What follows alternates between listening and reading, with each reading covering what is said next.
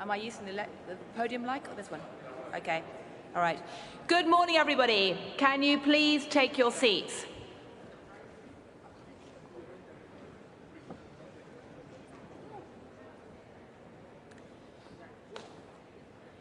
Good morning. If you can please take your seats, we're going to start. We're going to try to attempt a miracle, which is to be on time.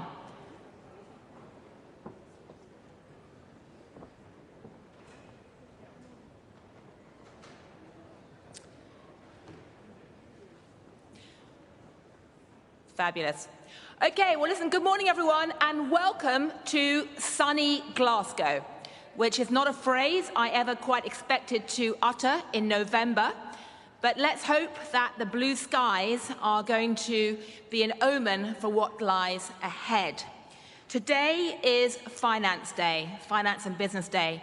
We're going to be looking at how money makes the world go round, hopefully in a greener way. Now, those of you who have read the Financial Times this morning, which I hope you all have because it's free to read today, will know that today has started with a bang. We have $130 trillion worth of commitments from the private sector to help the world hit net zero. So what we're going to be talking about today is that commitment, those pledges from the private sector, for real? What is needed to actually turn it into a real flow of money from the banks, the finance companies, into the emerging markets and other parts of the world where it's needed? How does that dovetail with NDCs? What does that mean in terms of the funding for many parts of the world which are suffering from climate change in a very direct way? What can business and finance do to help? What can the multilateral development banks do to help? It's a topic of great interest to us at the FT. It's a topic that ought to be of great interest to everyone on the planet. So to start today's discussions, we're going to hear, first of all, from the British Chancellor, Rishi Sunak, who's going to tell us about his perspective on what could and should be done. The Chancellor.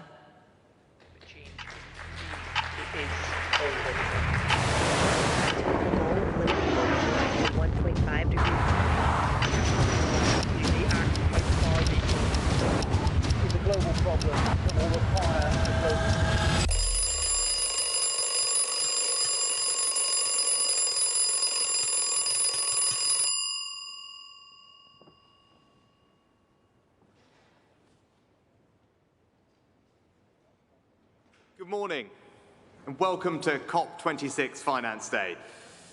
It's easy to feel daunted by the scale of the challenge that we face, by sea levels rising, droughts and wildfires spreading, people forced out of their homes. But I look around this hall and I feel optimism. Why? Because this is the first COP to bring together so many of the world's finance ministers, businesses and investors with such a clear common purpose: to deliver the promise made in Paris 6 years ago to direct the world's wealth to protect our planet.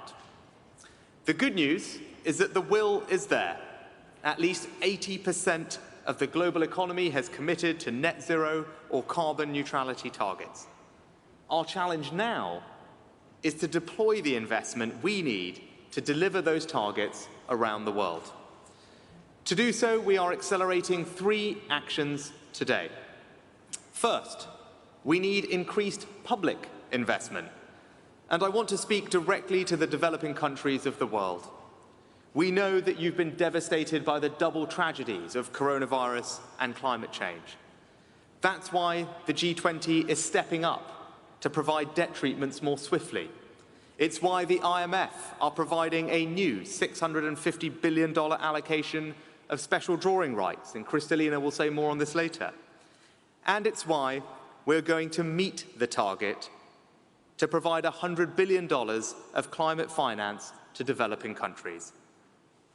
And while we know we are not yet meeting it soon enough, we will work closely with developing countries to do more and to reach the target sooner.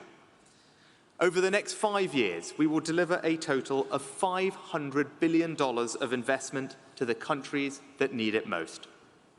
And we can do more today. I can announce that the United Kingdom will commit £100 million to the Task Force on Access to Climate Finance, making it quicker and easier for developing countries to access the finance they need. And we're supporting a new capital markets mechanism, which will issue billions of new green bonds here in the UK to fund renewable energy in developing countries. Two tangible, practical examples of how we're delivering our promise of $100 billion. But public investment alone isn't enough. Our second action is to mobilise private finance. Let me pay an enormous tribute to Mark Carney for his leadership that is delivering results. The Glasgow Financial Alliance for Net Zero has now brought together financial organisations with assets worth over $130 trillion of capital to be deployed. This is a historic wall of capital for the net zero transition around the world. What matters now is action, to invest that capital in our low-carbon future. To do that, investors need to have as much clarity and confidence in the climate impact of their investments as they do in the traditional financial metrics of profit and loss. So our third action is to rewire the entire global financial system for net zero. Better and more consistent climate data, sovereign green bonds, mandatory sustainability disclosures, proper climate risk surveillance, stronger global reporting standards, all things we need to deliver, and I'm proud that the UK is playing its part. We've already made it mandatory for businesses to disclose climate-related financial information, with 35 other countries signing up to do the same. Today, I'm announcing that the UK will go further and become the first ever net zero-aligned financial centre. This means we are going to move towards making it mandatory for firms to publish a clear, deliverable plan setting out how they will decarbonise and transition to net zero with an independent task force to define what's required. So, a renewed pledge to $100 billion a year of public funding, over $130 trillion of private capital waiting to be deployed, and a greener financial system underway. 6 years ago, Paris set the ambition. Today, in Glasgow, we're providing the investment we need to deliver that ambition. Now, I know when people hear about global finance, it can often feel remote and abstract. But we're not simply talking about numbers on a page. We're talking about making a tangible difference to people's lives, about cheap, reliable and clean electricity to power schools and hospitals in rural Africa, about better coastal defences in the Philippines and the Pacific Islands to protect people from storm surges, about everyone, everywhere, having fresher water to drink, cleaner air to breathe, better insulated homes in which to live. That's the vision we're asking you to commit to. That's the opportunity we're asking you to invest in. And that's the work that we're asking you to begin today. Thank you.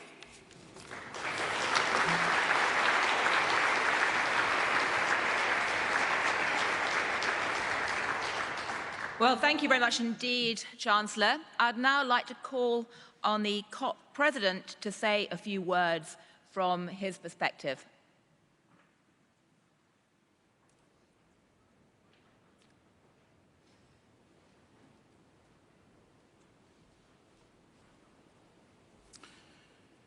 Good morning, everyone. When I started my career in finance in the 1990s in the city, there was a guy called Swampy. Some of you may recall him. He spent his time occupying trees and tunnels, and he was the main face of climate action in the United Kingdom. But today, the Swampies of the world are all around us, in boardrooms, in government departments, in multilateral development banks, and trading floors, all around the world. You, my friends, are the new Swampies, so be proud. And that means, of course, that finance is increasingly flowing to climate action. Delivering the Paris Agreement requires nothing short of aligning all financial flows with clean and resilient development. And indeed, we know that the devastation caused by the pandemic makes this all the more urgent. So finance has been a central priority for me as COP president. We need developed countries to deliver on public finance and to unleash the trillions required in private investment. And we have made progress. Today, there is more public and private finance for climate action than ever before. The $100 billion delivery plan I asked State Secretary Flashbart and Minister Wilkinson to lead shows with some confidence that the $100 billion will be met by 2023 at the latest. Now, I recognize that this does not deliver on the promise to mobilize $100 billion a year by 2020. And yet, the underpinning analysis provides confidence that $500 billion will be mobilized between 2021 and 2025. But my friends, that is not enough. And I have continued to push developed countries and MDBs to go further and faster. And here at COP, over the last few days, we have had new climate finance commitments from the UK, from Japan, from Australia, from Spain, from Ireland, from Luxembourg. And we will not rest there.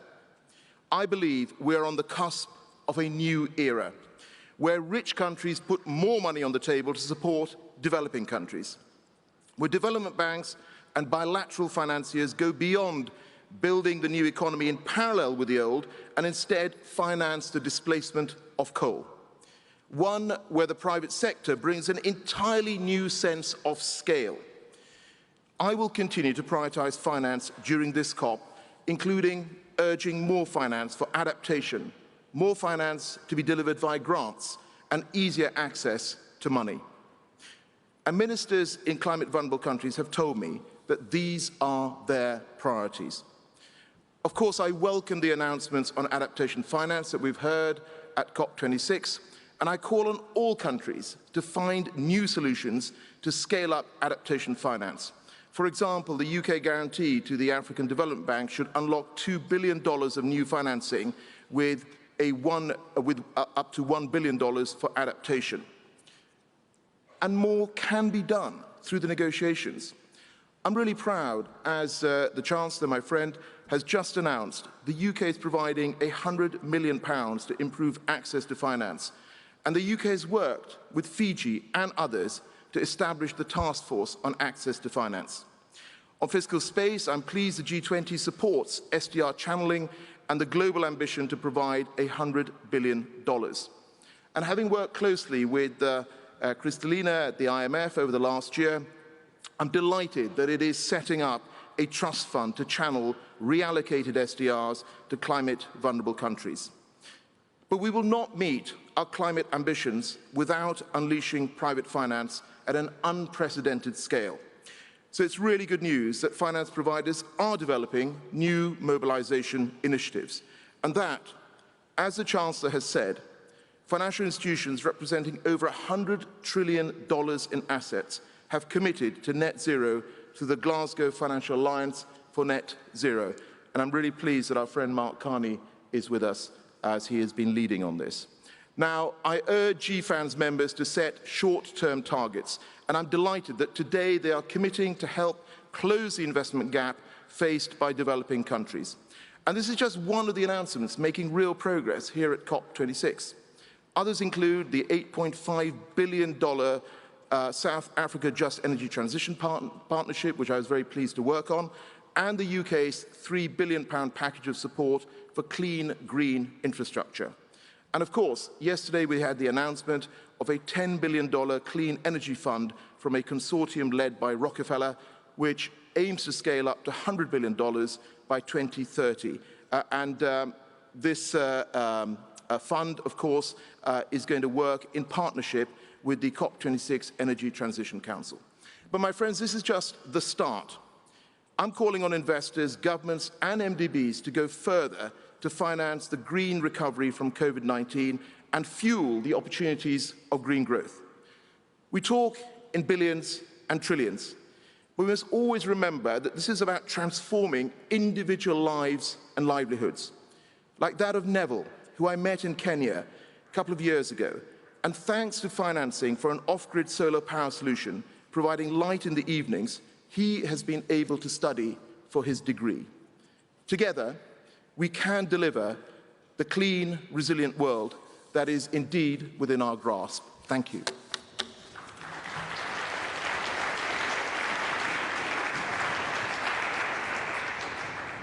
Thank you very much indeed, Minister Sharma. I'd now like to call on US Treasury Secretary Janet Yellen to say a few words from the American perspective.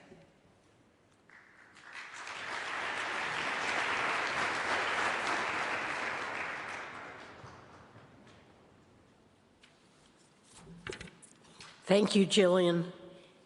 Glasgow and COP26 is a pivotal moment at the start of this decisive decade of climate action.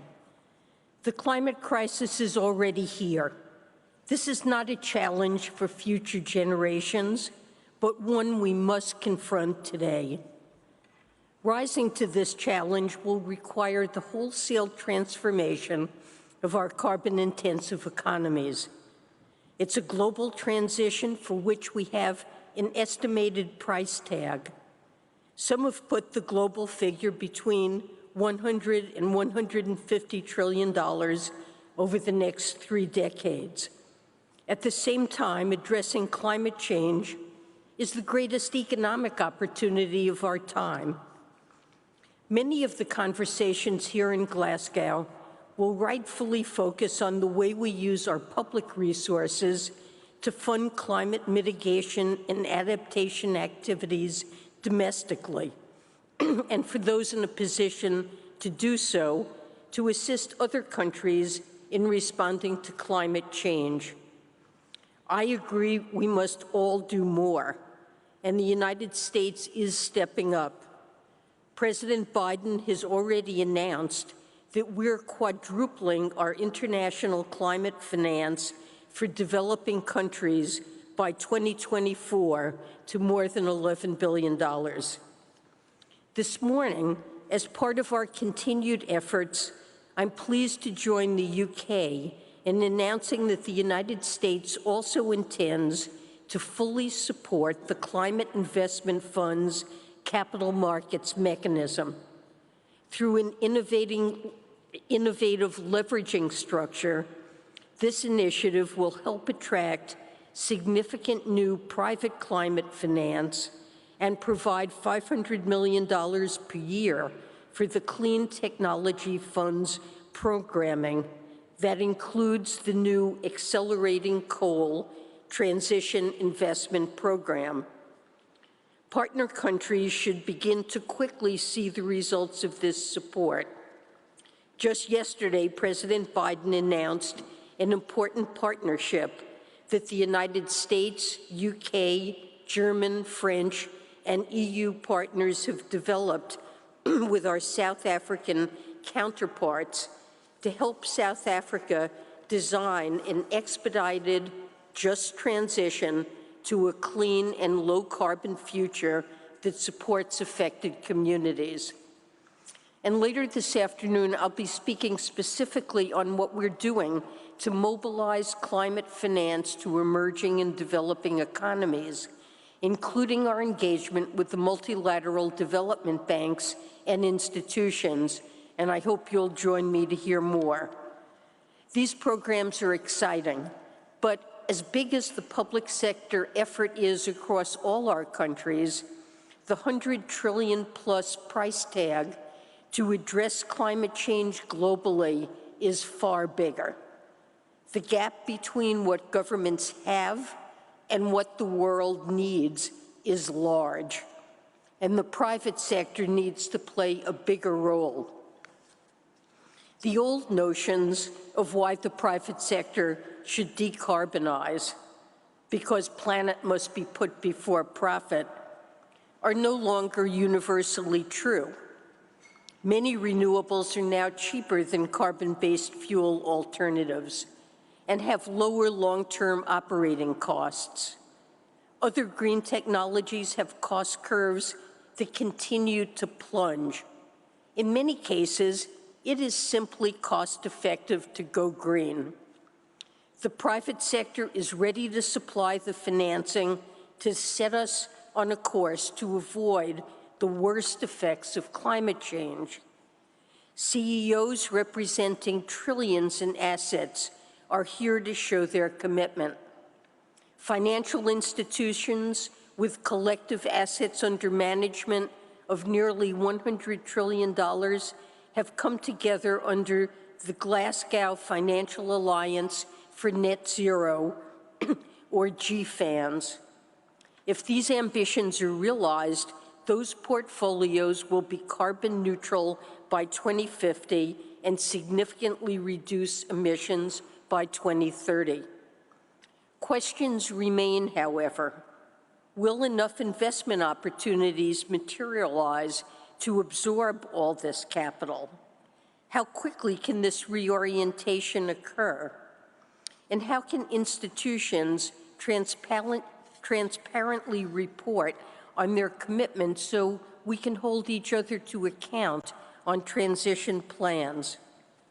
There are a number of actions government can take to make sure the answers to these questions keep us on a path to net zero. First, we have an essential responsibility to ensure the resiliency of the financial system to climate-related risks. That's why in May, President Biden issued an executive order on climate-related financial risks. And in response to that order, the Financial Stability Oversight Council, which I chair, produced a report last month on these risks and U.S. regulators' role in addressing them. This includes actions to enhance climate-related data and disclosures, to improve the information available to investors, market participants, and regulators. The report's recommendations represent a significant and vital step toward making the U.S. financial system more resilient to the threat of climate change. We're working with our partners at the Financial Stability Board and elsewhere to support similar efforts on a global scale. Next, we need to enhance the transparency and climate resiliency of our infrastructure projects. Private sector investors frequently note the challenges of inadequate data to assess risk, insufficient risk-adjusted returns in the initial project phase, and a lack of bankable projects. That's why we strongly support efforts to operationalize the G20 principles for quality infrastructure investment. These efforts to identify risks must be complemented by measures to help identify opportunities to invest in the firms and technologies that will move us toward decarbonization. And so we've taken a number of actions domestically to clear the way for private capital to support our own transition to a green economy. This includes outlining a path forward to make vast swaths of public waters available for leasing to build 30 gigawatts of offshore wind power by 2030. That, I think, sends a strong signal of policy support to investors looking to deploy climate-aligned capital. As we meet here in Glasgow, a large infrastructure bill is moving through the United States Congress. It includes enough funding to dot the American landscape with almost 500,000 electric vehicle charging stations, which will accelerate the adoption of electric vehicles. President Biden has also proposed a number of tax credits that we expect will incentivize the build-out of high-voltage capacity power lines and renewable energy generation capacity. We anticipate that they will mobilize tens of billions of dollars in private capital right away. If all countries come to Glasgow prepared to do their part, COP26 can be a turning point that sets the world on the right course for this decisive decade. We still have a lot of work to do, but I'm committed to the task, and I know you are too. Thank you.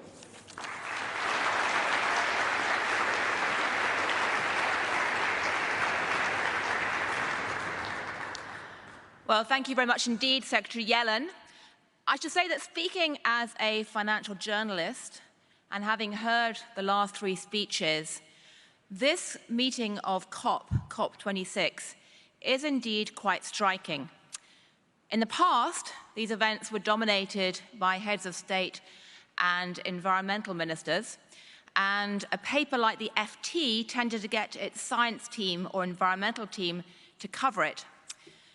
This year, however, the money men and money women are in town, both in terms of the finance ministers, the central bankers, the private sector financial representatives, and investors. Or, to use a phrase cited by Minister Sharma, Swampy, that environmental activist, is no longer just hiding in the bushes or chaining himself or herself to bulldozers. He's dominating the conversation. He's shaping financial markets, and again, judging from the readership of the FT, he's increasingly on the minds of the world's investors, financiers, and business people. But that raises big questions. Does it matter that the developed world has seemingly failed to hit that $100 billion target? What role are the multilateral development banks like the World Bank and IMF going to play? Are they going to be creative in terms of how they develop blended finance? And what about that $130 trillion commitment from the GFANs? When I first heard that name, I thought it sounded like a Korean boy band. But it's actually, as we just heard, potentially a key component of the financing piece of fighting climate change. At least it is in the aspiration. Much the devil lies in the detail in terms of execution. So what is that going to do next? Well, I'm going to call to stage now 4 people who can tell us what they think is going to happen next. Minister Yatani from Kenya, Kenya's finance minister, President David Malpass from the World Bank, Mark Carney, the UN Special Envoy on Climate, and Kristalina Georgieva, who is the Managing Director of the IMF. So if you can come up to the stage, and we're going to hear from you each in turn what you make of what you just heard.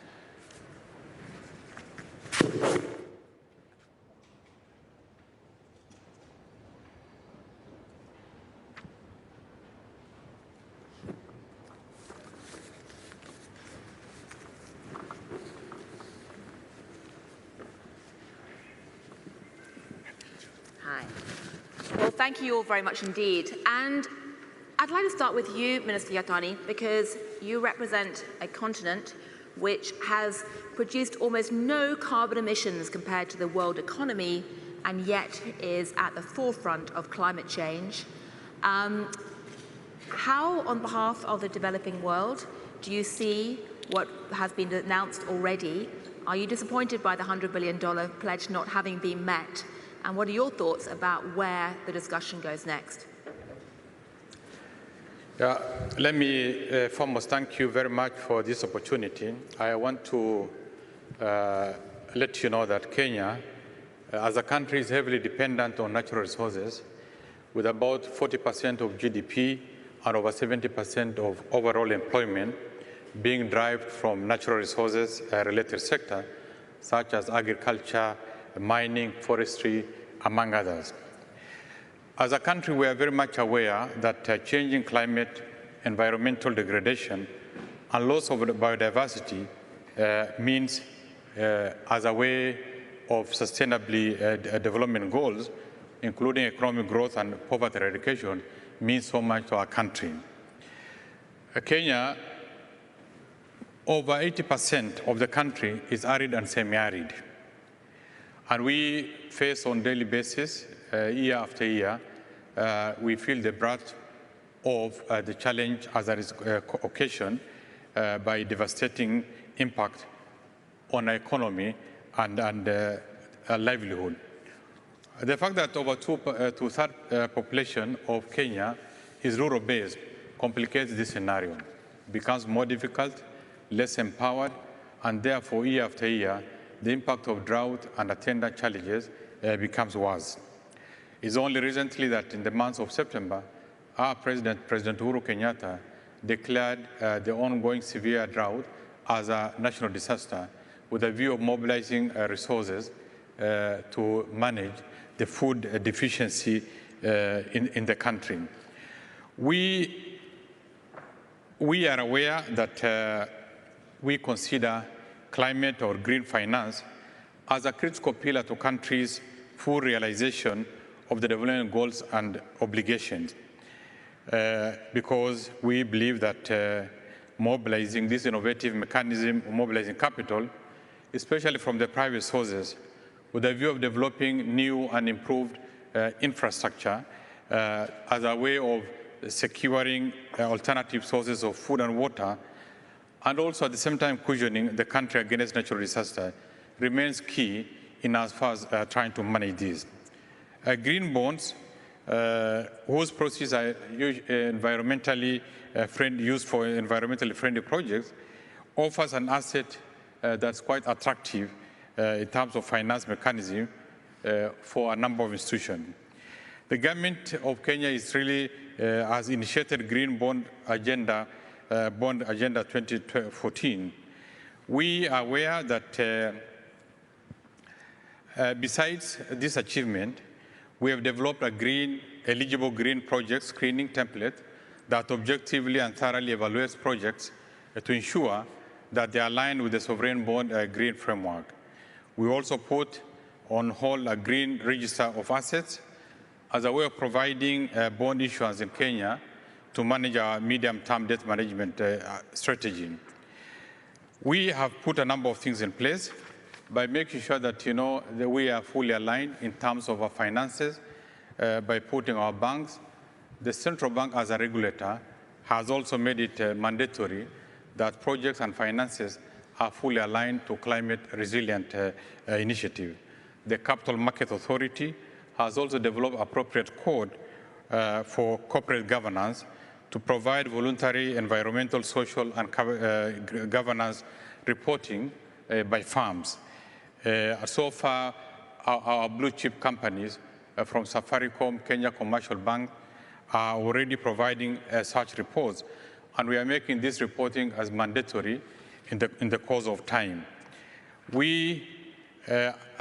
Additionally, Kenya Commercial Bank was recently accredited as a national implementing entity by the Green Climate Fund, a position that addresses the GSA funding for blending and on-lending as on concessional rates to businesses pursuing green investment opportunities. The central bank, as a regulator, has also made this mandatory. These efforts will support the Kenya government objectives of building back better, particularly coming out of the challenges of COVID-19, and put us on a trajectory of green and resilient economy, which we believe that Kenya is a leader in this matter. We have already succeeded. We are well ahead of the region, and we have started rolling, the green bond as a way of mobilizing resources under the PPP arrangement, as well as also reaching out to making our projects green friendly. That is our position. Thank you. Thank you very much indeed, Minister Yatani. And I'd like to ask the President of the World Bank what you plan to do. The MDBs are in the spotlight, calls to become more creative in terms of blended finance and things like that. What exactly is the World Bank position on this? Thanks. Jillian, well, I guess I'll start with why are we here? So the question is, what projects can be done that reduce greenhouse gases, and how do you fund them? So the World Bank's heavily involved in that. As you know, we're the biggest multilateral financer. Of the $100 billion goal that you mentioned, the World Bank already does fully a quarter of that. Everybody else in the room does the other 3/4. And so we're thoroughly engaged in providing financing. But I think more important is the pulling together of the various partners that need to identify projects and to decide the types of funding. No one institution by itself can fund the trillions of dollars that are contemplated for this effort. So as we look at that, this is going to mean partners from around the world. There have to be private foundations, there have to be corporates that are involved, and the carbon offset market may help provide some of the funding. The types of activities that are needed, and World Bank is well positioned to help guide and help implement those projects, but you have to work with the countries in order to identify their indices and actually how they're going to achieve that. For example, if you're decommissioning a coal-fired power plant, you need to have an agreement within the country that it's going to be closed, and then what will you do with the workers over a long period of years? And so those are types of projects that the World Bank can do because of the sustained effort. But then at the beginning of the project, you need to design the project, you need to close the power plant, you need to repurpose the land. There needs to be some thought given to the coal mines themselves. How can they be closed in a way that don't emit methane, for example? And those are all big challenges up front. So as the World Bank engages with that, it's pulling together the various partners, designing and then giving some assurance to various investors that the project can be done. World Bank recently, or over these years, has been working with Poland to help them transition from coal, and that meant how do you get people to stop burning coal in their homes, and then what do you do with the lost market for coal? How do you take care of people that can't afford more expensive energy? That's particularly apparent right now with the energy shortages across Europe. So there has to be planning. And one thing I'll emphasize is just the huge challenge that developing nations are facing in this. And we have to keep that in mind. Don't forget the poor and their needs in terms of nutrition, health, vaccinations, all of the other things that are going on at the same time. So this is a call, and I'll make it, for big new resources. We're in process of the IDA 20 fundraising effort. It's a non-fragmented platform, so it pulls together donors, and unlike a trust fund, it can go straight to the markets and directly leverage the contributions. So I've been, over these last days and at the G20, strongly encouraging the donor countries to put money through IDA, because we go 4 times by borrowing in private markets, and that's a way to really mobilize huge amounts of private capital into these projects. IDA has a pure climate action plan inside it, which is going to implement the projects, adaptation projects in the poorer countries. So this is a vital part of the whole project. Right. Well, thank you. Thank you very much indeed, President Malpass. I guess what you're saying is that, in your view, the World Bank plays a role with the 3 Cs: coordinating, convening, and a catalytic role, potentially, in terms of trying to get projects moving.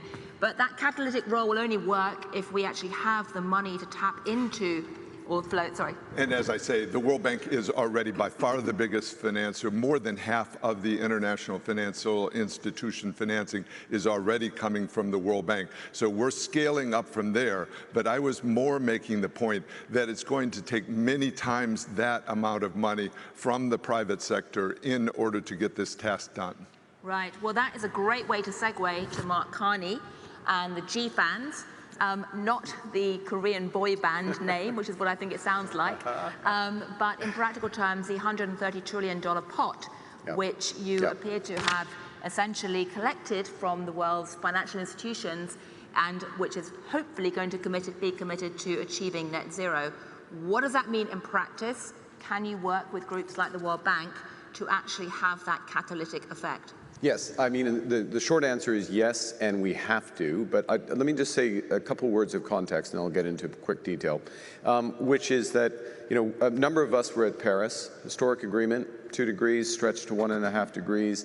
In finance, launch the TCFD as a concept, and then disappointment. Hopes dashed, countries go home, don't implement the policies.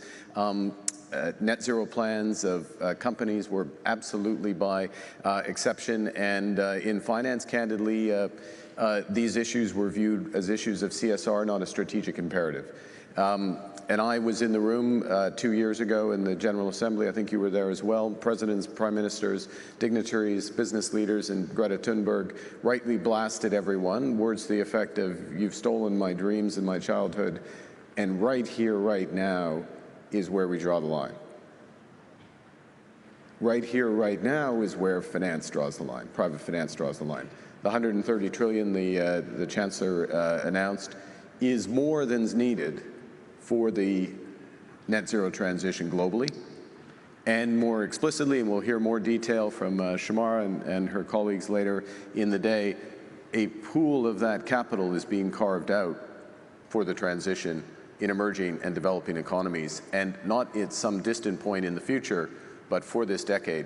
And to be clear, as David rightly says, we need to dramatically scale up these flows to emerging and developing worlds. That's why you're rightly challenging us. It needs to be an extra $1 trillion a year of financing for these economies. And in order to get it there, you need commitments that are bigger than 2050, closer than 2050, which is why the commitments as part of GFANZ are the fair share of the 50% reduction that the world needs by 2030, that include 5-year decarbonization plans and include annual reporting, and that's for all their assets. And therein creates a huge opportunity, and I'll come back to that. The second thing you need is a system that is resolutely focused on the transition to net zero. As the Chancellor said earlier, the system that needs to be rewired. So there are 24 very worthy, essential plumbing reforms that we look to deliver, and we are delivering for COP26. I know you love the plumbing, but not everyone's interested in it, so I won't go through them. But the 25th is what the Chancellor just announced, which is mandatory net zero transition plans. And that's what we're going to help bring. But let's get to the heart of your question, which is how are we going to marry this capital with the resources of the official sector and with the plans and the ambitions of countries like Kenya, the leading countries. And I think we do need, and this is the view of the group in GFANZ, is that we do need to enhance the country platform approach. And there's a big element of that, which is coordination amongst the MDBs there and the World Bank at the center. But above and beyond that, we need blended finance facilities that don't mobilize fractions of private capital for the public dollar, but multiples, and multiples in double digits for the public money. There are facilities that are being developed that can do this. We need to scale them dramatically. Quite frankly, facilities that do not scale up to 100 billion a year in additional flows aren't relevant to the scale of the problem. And then the third thing we need, and I'll stop here, is that we need validation of projects, kite marks, if you will, of projects in the emerging and developing world, that they're aligned with the country strategies such as those of Kenya, that they're aligned with the transition, because what you're hearing today is the money is here, but that money needs net zero aligned projects. And there's a way to turn this into a very, very powerful virtuous circle, and that's the challenge. And candidly, and Sri Mulyani, I look under your leadership and Indonesia's leadership of the G20, this is what we need to crack over the course of this year. Well, thank you very much indeed. I used to joke that blended finance was a bit like the spinach of the financial world, in the sense that it was something that everyone vaguely knew was good for you, but was so darn boring that no one actually ever wanted to talk about it, far less put it on the front page of the Financial Times. But now, of course, it is moving into center stage because the plumbing matters enormously. I'd like to ask you, Managing Director, how the IMF is going to get involved in these financial flows. be that as a convener, coordinator, or a catalytic player? Well, the IMF is already involved. Why? Because climate risks present a significant danger to macroeconomic and financial stability, and with the same token, climate action offers opportunities for green growth and green jobs. What we concentrate on is to support our membership in 3 areas.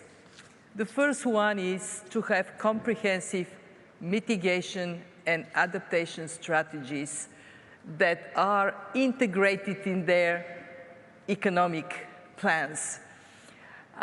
Why is this important? Because those plans have to be ambitious, but also they have to be cost-effective, and this is where our engagement with the membership comes. At the heart of it, we place creating strong incentives for advancing mitigation faster. And we believe that placing a carbon price in these mitigation strategies plays an enormously important role. I look at Sri Mulyani, they just moved in the direction of having a carbon price. This is the good news. We are seeing finally pick up, be it through tax or trade, and in some cases, regulatory equivalency. Last year, only 17% of emissions were covered by carbon price. This year, we are edging to 25%, 1/4. We have a long way to go on coverage, but the shift in integrating carbon price is there, and we are working very hard to support countries to take that shift. One of my best moments during the annual meetings this year in Washington was Uruguay telling me that they introduced $120 a ton carbon tax. So when we have that shift, and when we provide it with forward guidance, so businesses and consumers know how the price is going to go up, this drives investments in a very powerful manner. Where we are today, average global price of carbon, $3 a ton. Where do we need to be by 2030? $75 a ton at least. So how we do this forward guidance is incredibly important. At the IMF, we came up with a proposal that is equitable and pragmatic for an international carbon price floor, differentiated by levels of development. So if you are a rich country, your price is higher. If you are a poor country, your price is much lower. But with that forward guidance to move towards a higher level, so we insensitize decarbonization strongly.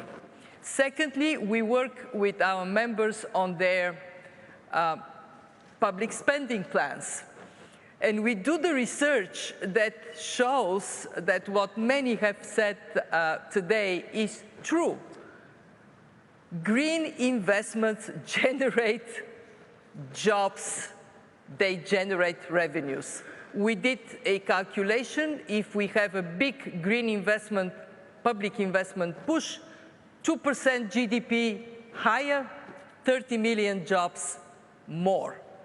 And finally, last but not least, we recognize, as we have been called, we have to innovate.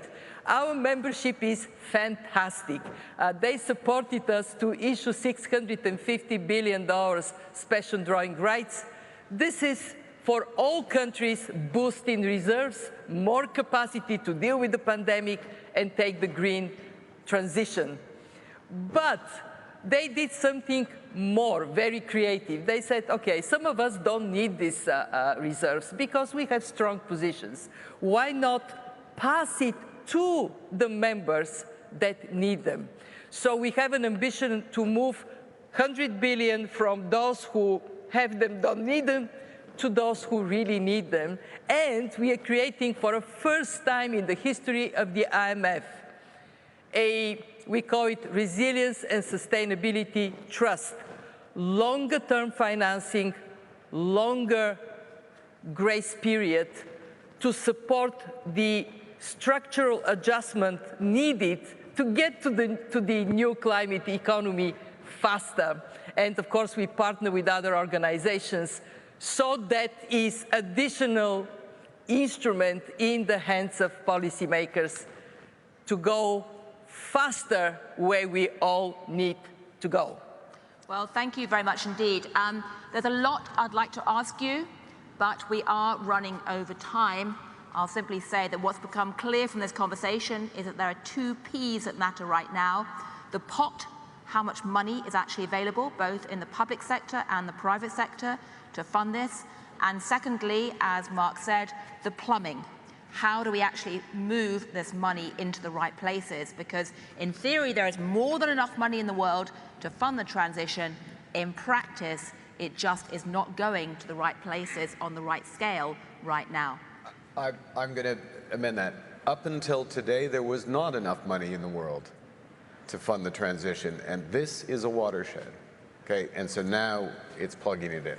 Yes. Okay, so I guess the question is, what can you do with 130 trillion if you now have that at least on paper, if not in practice, hopefully heading to the right places? So we're going to hear a lot more about how do you spend 130 trillion later on today, what does it mean, and also whether that 100 billion will materialize and what happens post. And I know Sri Mulyani has a plan to use some of this money, so we should hear from her. Absolutely. In fact, you've just given me my prompt, which is fabulous. It wasn't coordinated as some master plan for a TV show. But anyway, I would now like to invite up on the stage Minister Sri Mulyani Indrawati from Indonesia to tell us exactly how you envisage this playing out in the coming years, both from your position as finance minister of a very important emerging market country that has already been involved in a lot of very interesting experiments, but also given your central role within the MDB world and the broader financial ecosystem. So while the panelists go down to their seats, Minister Sri Mulyani, please come up to the stage. I think you're heading towards that lectern over there. So thank you.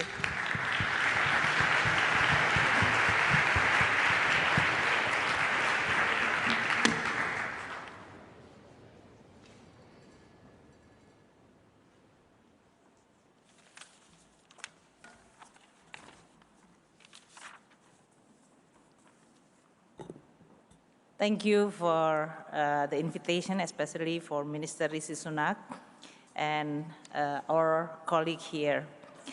It is really an honor for me to attend this COP26 and especially talking among the people who knows about how important money that need to be provided to deliver the commitment that is to prevent the world to have the catastrophic climate change. The challenge of climate change are too clear, but our collective effort need to be continuously improved and strengthened. Of course, financing is one of the most important one, including technology access, of course. And I'm glad that we are discussing on the financing aspect today. Financing determines the delivery of our promises and especially also to tackle climate change. We now here also know that there are huge financing gap, and it remains uncertain how the world will close this gap. I hear about 130 trillion from Mark Carney. Indonesia don't need 130 trillion, we just need 270 billion really coming. So without that, I think it's not going to be able to even deliver our Paris Agreement, not to mention about, of course, the net zero. So I'm glad that we are now really talking about the real thing. Indonesia climate action and target are quite ambitious. Indonesia have updated the NDC and submitted long-term strategy on low carbon and climate resilient, or LTS LCCR 2050. Indonesia updated our NDC that reflects 2 points. First, it enhanced ambition on adaptation policies and actions based on current national condition. And second, it inserted the issue of ocean as a new elaborated element within the adaptation. Although the target is similar, unconditional target of 29% and conditional target 41% reduction of CO2 in 2030, our LTS LCCR 2050, Indonesia put ambitious target to reach net zinc in the forestry and land use by 2030. As you all know, maybe familiar with Indonesia, forestry is very, very critical in our country, and their role is actually quite cheap enough if you compare with the energy sector in order to be able to deliver the net zinc in the forestry and land use. To achieve the net zero emission by 2060 or sooner, we are estimating that this commitment will cost us 267 billion, or if I can round it to 270 billion US dollar. That's why we don't need this 130 trillion. I only need 270 billion US dollar. Why it is needed? Because our state budget only covered 21.3% of the climate mitigation and financing need, and the rest must come from the private sector. Let us now explain about how we try to attract those money which is there. And this morning I also joined with Mark Carney and Chancellor Rishi Sunak in talking about a private sector commitment. I hear that they are asking the government to have a coherent and credible plan. So let us share a little bit on that. Minister of Finance, in this case, put our budget as transparent. The word transparency is also very important in this morning discussion on our budget. The budget becoming greener, and we also try to leverage public fund to support climate-related project finance. Minister of Finance is already implement climate budget tagging, and this is not only at the central or national level, but on the local government also. We try to push forward on local government to also implement climate budget tagging. The second one, we use our fiscal instrument like tax, holiday, tax allowance, exemption, VAT reduction, and government bond income tax in order for us to facilitate and catalytic the investment on the geothermal and other renewable energy. Because many of this renewable energy require a front-end significant capital. I'm glad that David Malpass mentioned earlier that the World Bank is going to engage. So it is very good for us to really talk about the real project and real money. We also invite providing a platform on the blended finance SDG Indonesia 1, which is a blended finance platform to manage our state-owned enterprises as well as philanthropic and climate action. Michael Bloomberg has already put some money in there, and we do hope that we are going to be able. Their role is going to be also create an integrated financing platform for all. We also issue green bonds, green sukuk, in which we've already have a quite significant achievement. First time Indonesia issue SDG bond, green sukuk within 30 years tenor with the investor, which is reached 57%. Our green sukuks actually issue several times since 2018. The total amount up to 2021 is 3.5 billion US dollar. Unfortunately, it is not reflecting the premium of being green. So the market still not working at this very moment. In addition, the government also established Public Service Agency for Environmental Fund, in this case, to support conservation and environmental management, biodiversity management, and addressing the impact of climate change. We also issue SDG bond in September 2021 at the amount of 500 million euro. This is the first Asia conventional SDG bond in which the fund eligible will finance eligible project based on the SDG framework. And this is also another catalytic for the public-private partnership. This morning, we also announced a real concrete action the energy transition mechanism with our colleague from Philippines with NADB, supported by UK, US, and other partners. This energy transition mechanism is very critical because Indonesia has significant coal-fired power generation, and we also have a coal mining. So this is going to be a very critical for Indonesia. A credible platform will be developed from here. This EDM will provide a financing platform where enable our early termination of coal-fired power plant. Then we also need to support renewable energy sources. So we need two sources of funding, to retire the coal and to invest in the new renewable energy in an affordable way, meaning that the public can still have the consumption of the energy which just continue growing in an affordable energy price. Industry will also can access the energy in a non-disrupted way. And at the same time, for my budget, in this case, we are going to be able to contain the subsidy, which is previously a fossil fuel subsidy, to become a subsidy to transform into this non-coal-fired power generation. I think the investment on the transmission and distribution is going to be also significant. So as a finance minister, I will look at this platform very carefully, and I do hope this is going to be one of the most important, a concrete, credible platform in which we are not only talking about eradicating coal power, but really talking in real number, so that we can really hope can achieve our commitment. So again, I'm not only counting 100 billion of the promised money or 130 trillion that McCartney always mentioned this. We are talking about real money that can be implemented in a credible action with a coherent policy that we communicated. We also starting, as Kristalina mentioned, introducing carbon market, trade and cap, and carbon tax. I think this is one of the most progressive for any emerging country to start introducing this legislation even in the middle of COVID. So we are very fortunate to have a support politically, and we do hope that this carbon market, carbon trading, carbon tax, and the price that Kristalina mentioned is going to be credible enough that will facilitate this transition to the net zero emission for Indonesia. In closing, we are definitely very committed for Indonesia's side to be a participant in this climate change action. President has already mentioned, President Jokowi in many occasions. So my job as a finance minister to make sure that this ambition will be delivered. And this can only be done if we are all together to deliver our promise in a credible way. Thank you so much.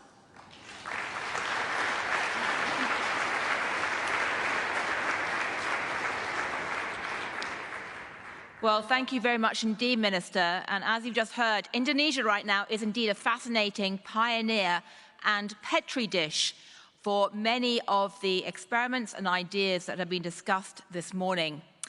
And the good news is that the first speakers have laid out a very rich menu of ideas and pledges for action. The bad news is that the menu's been so rich that we are now running behind schedule. So I won't try and sum up. I'll simply say that the next session is going to be talking about the specific plumbing of how do we make some of the money that's been announced and pledged actually flow to the right places. So thank you all very much indeed for your contributions and thoughts, and please do come back and reconvene at 10:15 to talk about the all-important plumbing, the all-important details of how these promises actually are or are not put into action for the sake of us all. So thank you all very much indeed.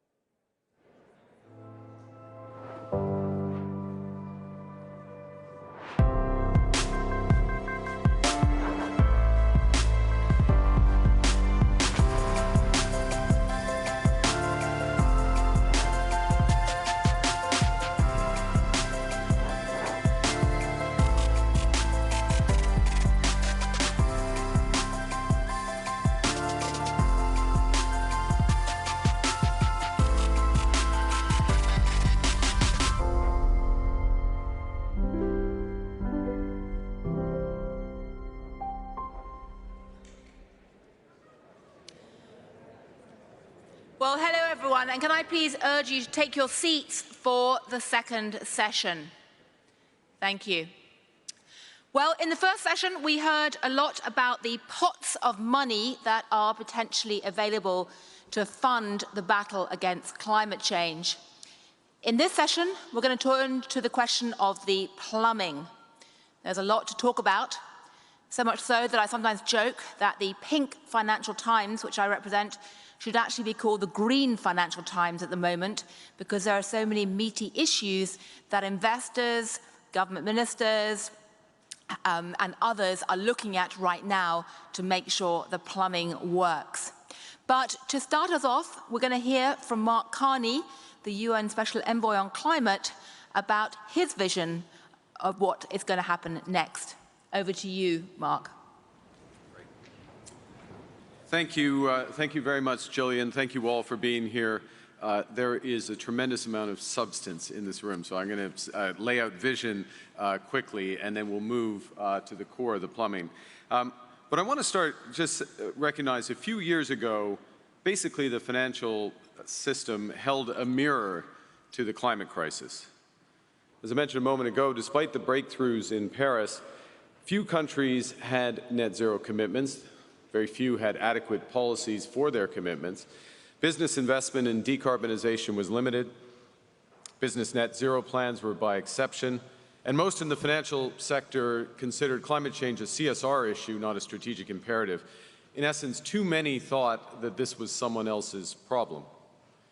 And as a consequence, when some of our leading financial institutions around the world, think Allianz, Japan's GPIF, I know Hiro Mizuno is here, and even the Bank of England, calculated the implied temperature warming of the companies in their portfolios, they found that the world was on course for more than 3 degrees warming. So they held a mirror to our failures. And that's why our goal for COP26 was to build a financial system in which every decision takes climate change into account. And to that end, a year ago, or a little more than a year ago, we set out 24 major deliverables for COP26 to transform the information, the tools, and the markets at the heart of finance. And today, we're delivering them all.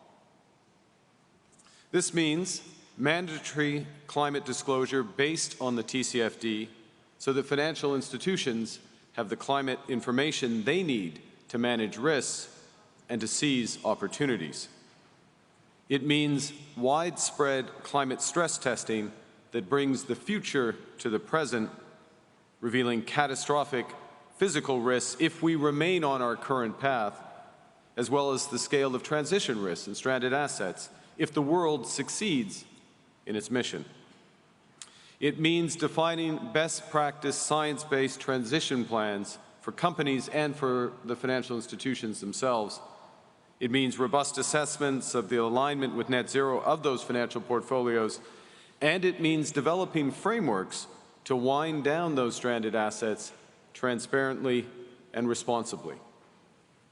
These seemingly arcane but essential changes to the plumbing of finance can move, and are moving, climate change from the fringes to the forefront and transforming the financial system in the process. And they're doing that because we know that only mainstream finance can fund the estimated $100 trillion of investment needed over the course of the next 3 decades for a clean energy future.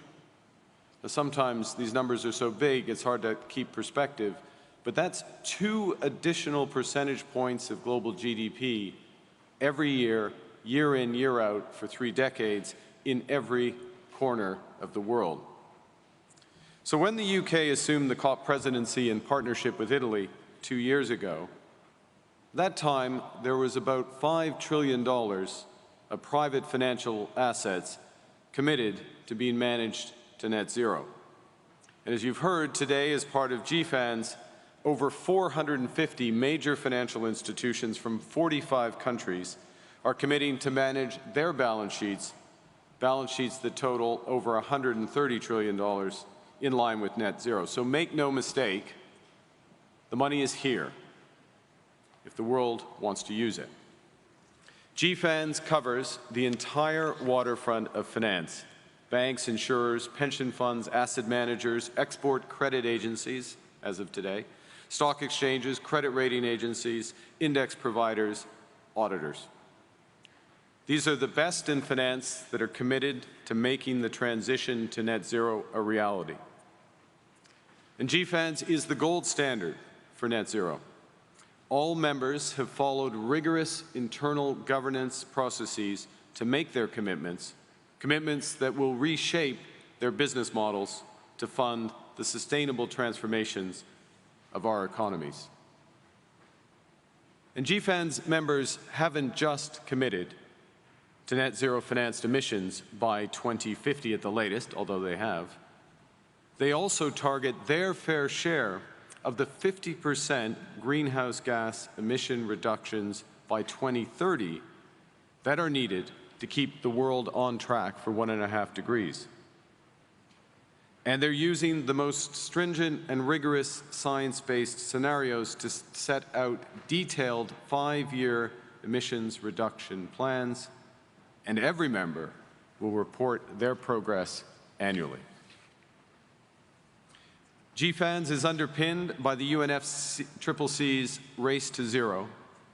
There's an independent expert peer group of academics, scientists, and NGOs that ensure that all criteria are met and that governance is followed. A GFANZ advisory panel of 20 independent experts from around the world and 7 NGOs convene the sub-sector alliances of GFANZ, and they guide and scrutinize its work. And as you will hear shortly, GFANZ will work closely with the official sector, including the FSB, to build a global financial system that's focused on achieving net zero. Now, a critical issue is how do we use the enormous financial resources and the relentless focus of GFANZ members to unlock the $1 trillion of additional annual investment needed for the net zero transition in emerging markets and developing economies. Doing so will require a radical new approach to mobilize private finance at this unprecedented scale. Specifically, we need new country platforms that combine ambitious country climate plans, that bring them together with GFANZ financing commitments, and you'll hear more specifics about those financing commissions from Shamara later, combining them as well with catalytic initiatives from the private sector, such as the CFLI and fast infrastructure, as well as the expertise of the multilateral development banks and the IMF. These country platforms should deploy new structures of blended finance at scale and with high multipliers, as Larry Fink and others have emphasized, connecting private finance with Paris-aligned projects and managing the wind-down of those stranded assets.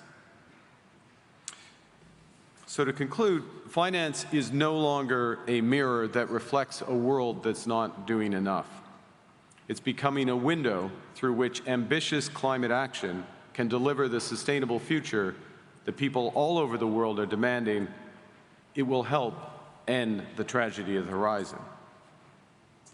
And with the best in finance stepping up, there are new opportunities for companies and countries to raise their ambitions, to tackle deforestation, to end the use of coal, and to phase out fossil fuels and dramatically reduce methane.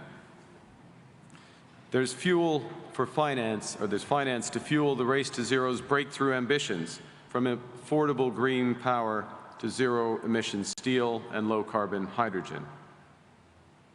And finance can fund investment driven, as Sri Mulyani emphasized, by credible and predictable government policies. Through the new window of finance, such initiatives give finance the confidence to invest, pulling forward the adjustments in our economy, smoothing the transition to net zero, and critically driving growth and jobs upwards while they force emissions downwards. With GFANZ, we have all the money needed for the transition. Our job is to have the plumbing that helps put it to work. I'll pass back to you, Gillian. Thank you very much.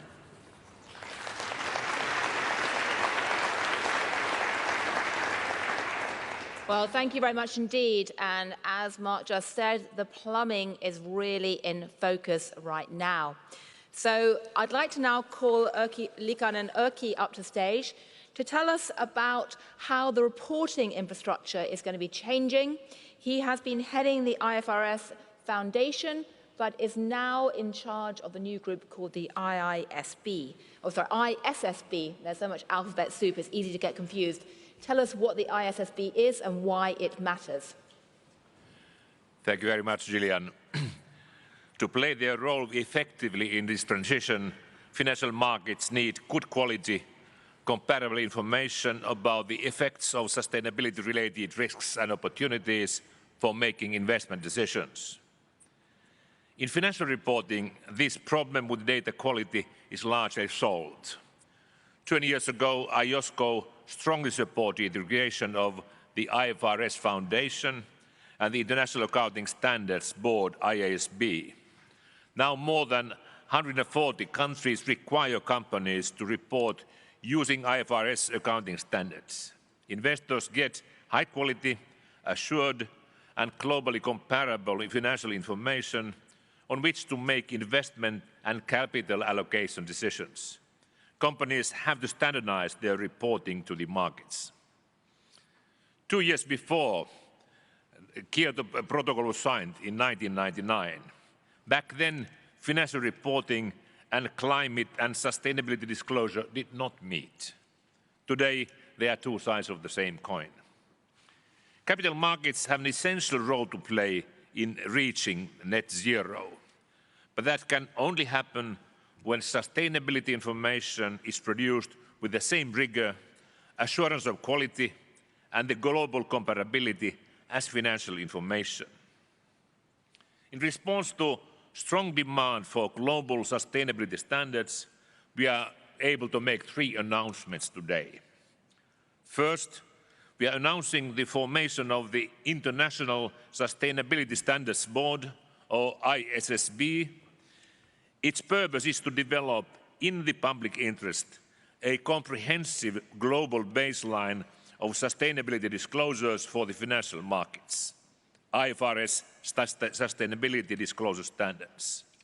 This is what the G20, IOSCO, and many others have asked for. The new board will sit within the IFRS Foundation, alongside with ISB, and work closely with it. Second, we are today announcing a commitment to consolidate 2 investor-focused international sustainability standard setters into the ISSB.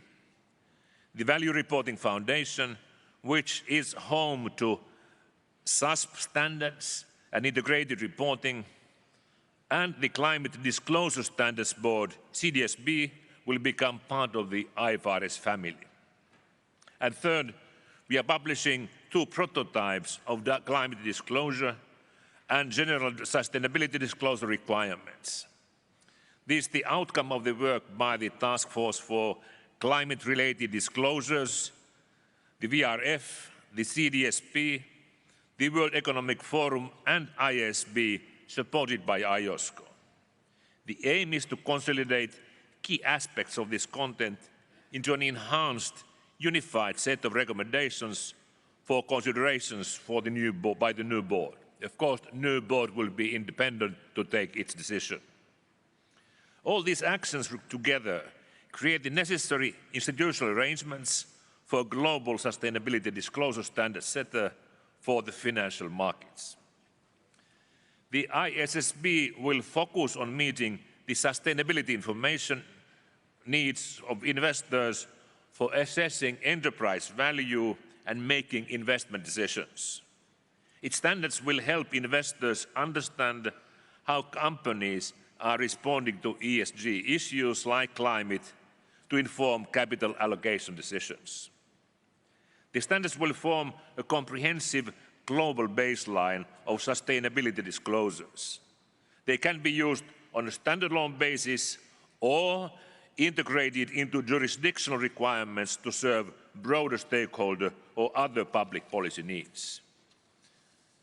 The global baseline approach provides investors with high-quality global comparability they need, while jurisdictions incorporating the global baseline can go further if they so wish.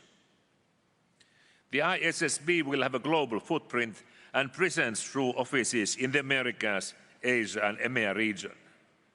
We'll introduce mechanism for formal engagements with the jurisdictions developing their own sustainability reporting requirements. The new board will also benefit from a range of expert advice, including guidance from IMF, the OECD, the World Bank, the United Nations, and others. Engagement with developing and emerging economies will be an important priority. There's much work ahead of us, and many challenges are on the way. However, I want to conclude here, we have now a path towards global sustainability disclosure standards for the financial markets. We will move diligently, but with pace. And we will do so by working in close cooperation with you, with all important actors in the area. Thank you. Well, thank you very much indeed, Erkki.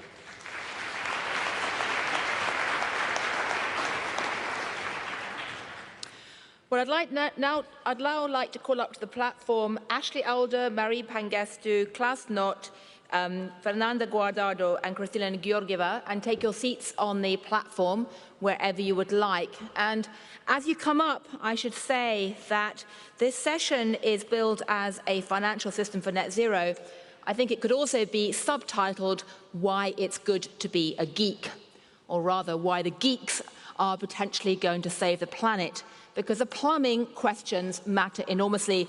And just to give you a sense of how we're going to structure the conversation now, we're going to start off with a discussion about the reporting aspects of the transition. As you've just heard from Erkki, there are big changes underway in terms of the reporting frameworks.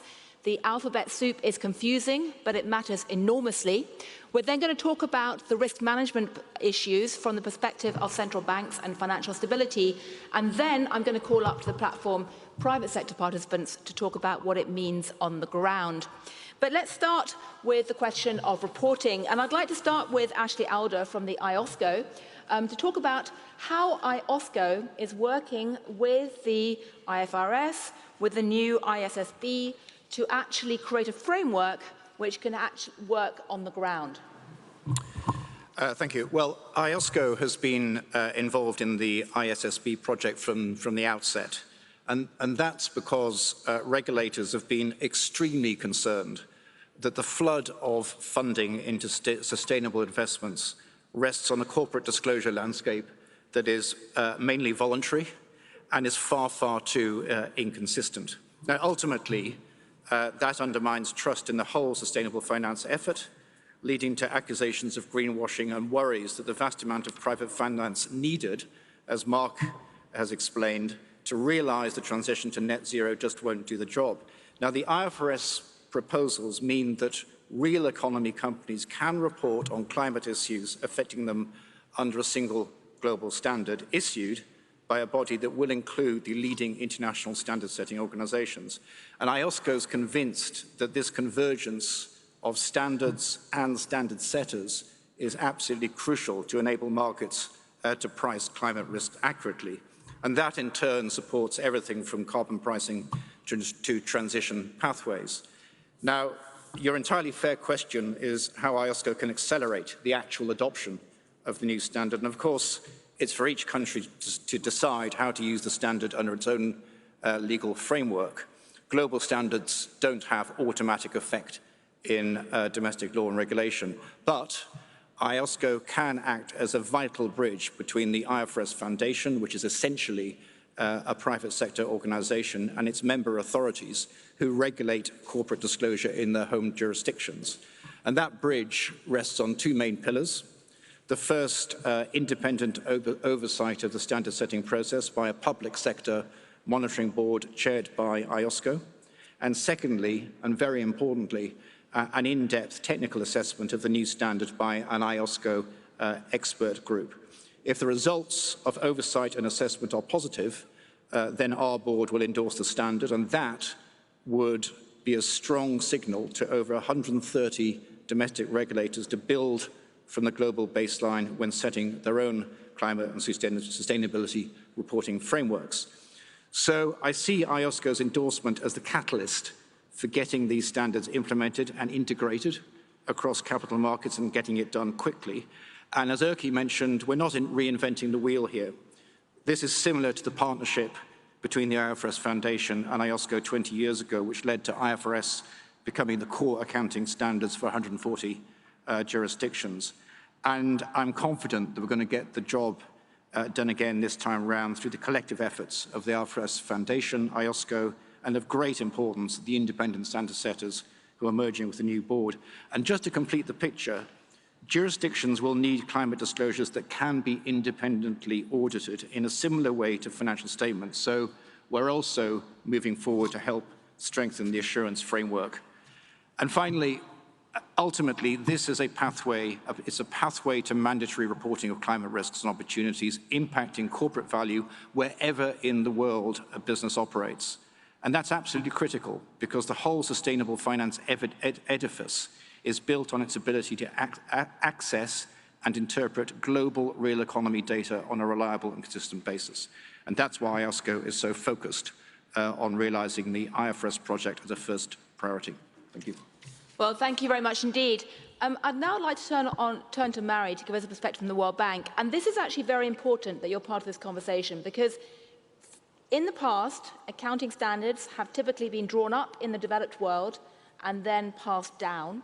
Right now, though, the question of how finance does or does not flow to the emerging markets is critical, and it's very important for any developed bank, any bank from the emerging markets that's looking to fund this. So the question of how this applies in emerging markets, not just the developed world, is very, very crucial.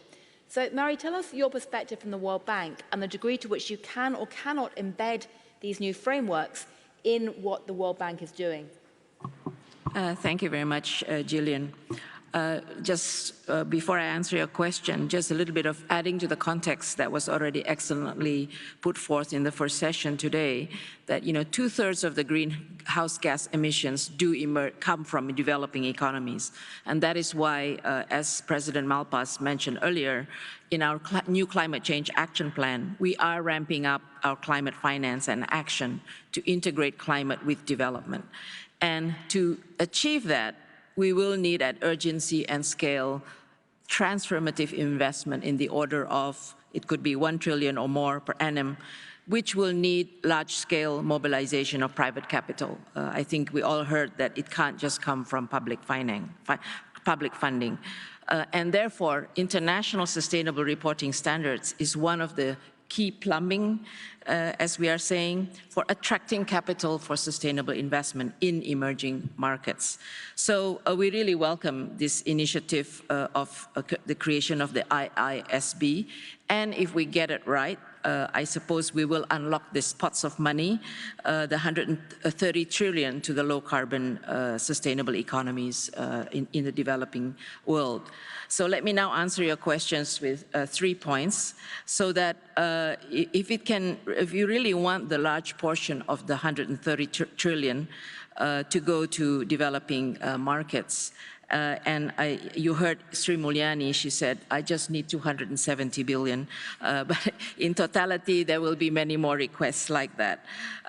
3 points. First, based on the previous experience, adopting international financial reporting standards did achieve access of needed capital by emerging markets. So similarly, international sustainability reporting standards can have the right result as well. If we have the disclosure results, we have the price cap to reward sustainable activities and mobilize capital for climate and development, which is so much needed.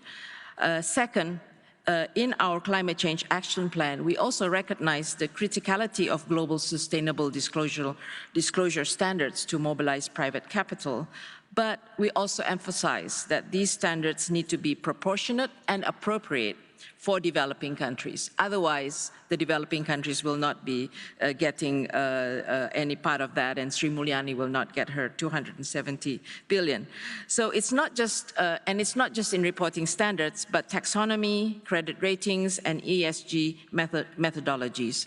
So we really hope that as ISSB work towards these standards and work on the quality and safeguarding the integrity of these new standards to meet investor requirements, that we look at the developing country needs and that they are accounted for and supported in the implementation of such sustainable reporting standards in the emerging markets, because otherwise they will be excluded. So when it was earlier mentioned that we need comparable global standards, yes, and then jurisdictions can move independently for higher standards, and developing countries will go towards that direction, but they will need capacity building and implementation support.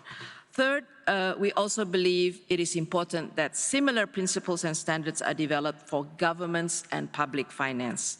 We will leverage our connection with the International Public Sector Accounting Standards Board as we move forward in this area. But you're right, Gillian, we are part of this Sustainability Consultative Committee, which will advise the new IISB, and we look forward to making sure that all can be accessing this 130 trillion. So just let me conclude that if we really want to go from the billions to the trillions, it's about partnerships, and it is about making sure that all countries are included, especially the emerging markets. Thank you.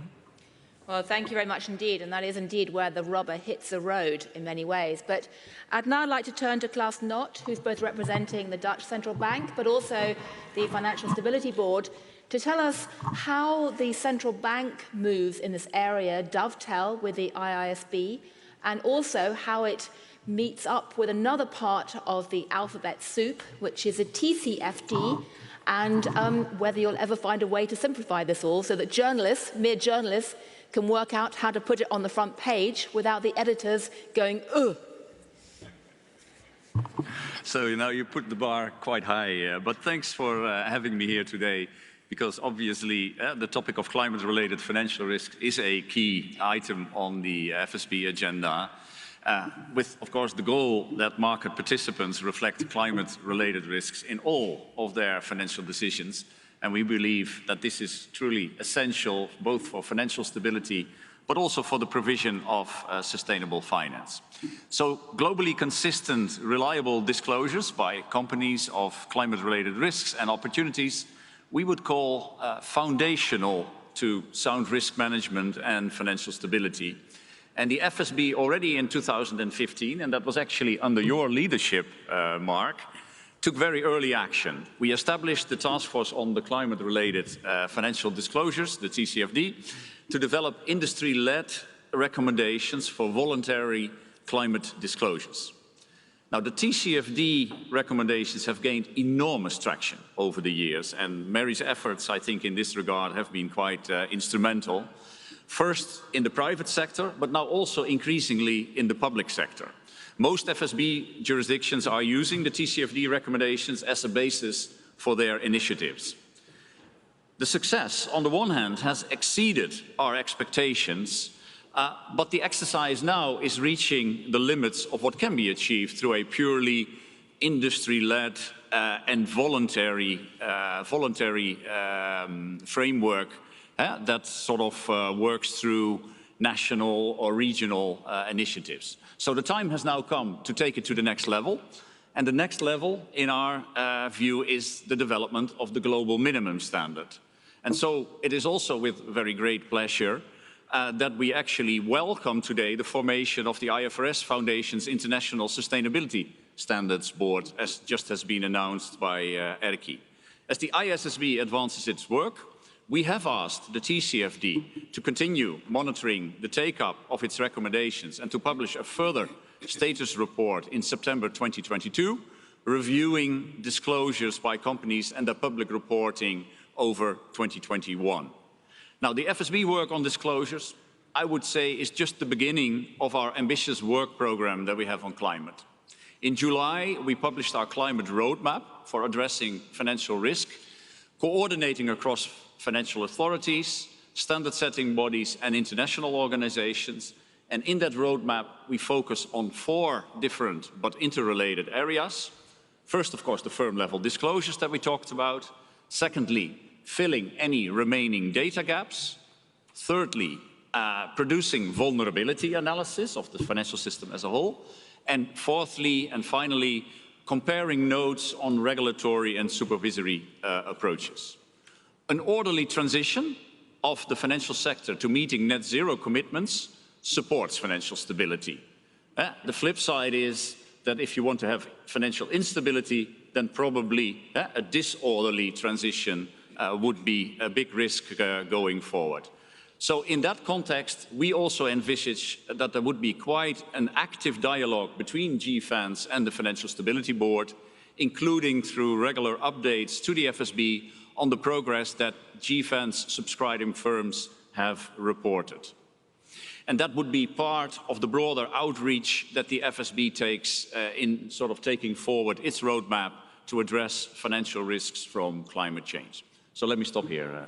Well, thank you very much indeed. We have about 1 minute left, and so I just wanted to turn back to Erkki and ask you a question in the last minute, which is that, and this really is the idiot's question, the journalist question, when exactly do you expect companies to be actually adopting these new Issb standards or IISB?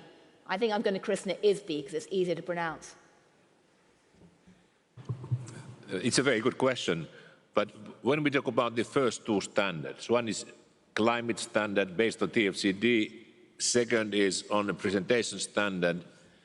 The preparatory work has proceeded so far that when this prototype will be passed to the new board, they will launch the consultation. My expectation is that second part of next year will be the year when we'll have first climate standard in the market. Third quarter or fourth quarter. And when there's such a global pressure and demand, also from the investor side to go forward, that can be faster than we have seen before, but it's still carefully prepared. Right, so this is not next decade, it's next 2 or 3 years. Maybe I just can very quickly ask Ashley, do you agree with that prospective timetable? Because of course the parallel is with the initial introduction of the IFRS, but do you think that's a reasonable timetable, that corporate boards should be preparing for this in the next 2 or 3 years? Absolutely. I mean, this is demand-led, hugely demand-led. So I think as a collective effort, both in the public sector, the regulators, Issb, as it is now known, and the private sector, I think that companies should start now looking at the prototype that is being published today to get ready for reporting by the end of next year into the following year. Right, well, thank you very much indeed. Well, sadly, we are out of time. I'll just say that my conclusion from this panel is we now have the Issb meets the GFANZ, which sounds like 2 boy bands, not 1. But we're now going to move to the question of risk management. We have 3 panelists for the next session. We have the Governor of the People's Bank of China, Yi Gang. We've got Fernando Guardado from the Brazilian Central Bank and Kristalina Georgieva from the IMF. And we're going to start with a video message from Yi Gang, who sadly could not be with us today.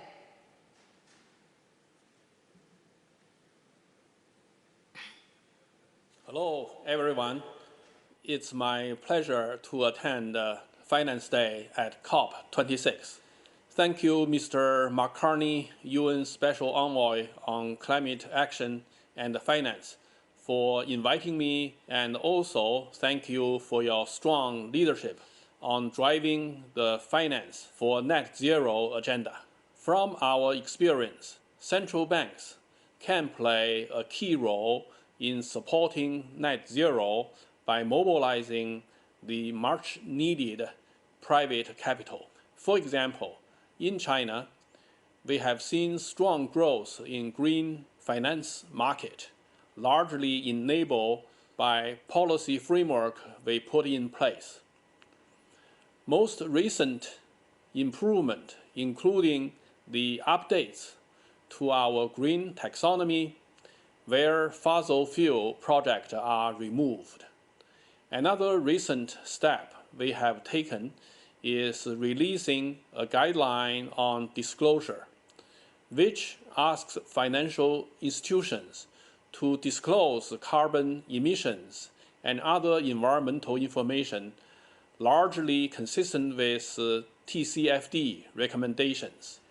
We have also conducting climate stress test for the financial system based on NGFS scenarios.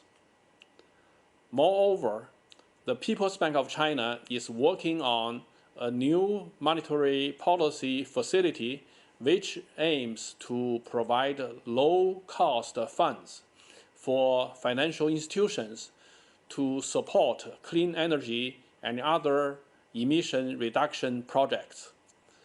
Strong international coordination is crucial for facilitating sustainable finance flows at a global level. This year, as co-chair of the G20 Sustainable Finance Working Group, the People's Bank of China worked with UK and other G20 members to advance the sustainable finance agenda. Together, we have delivered the first G20 roadmap on sustainable finance, which set out actions to support coordination on disclosure, risk management, and transition finance. The roadmap also recognizes the need to coordinate on alignment approaches such as taxonomy. On this point, I'm happy that the People's Bank of China and our EU colleagues expect to deliver a common ground taxonomy soon, based on a comparison of our respective taxonomies.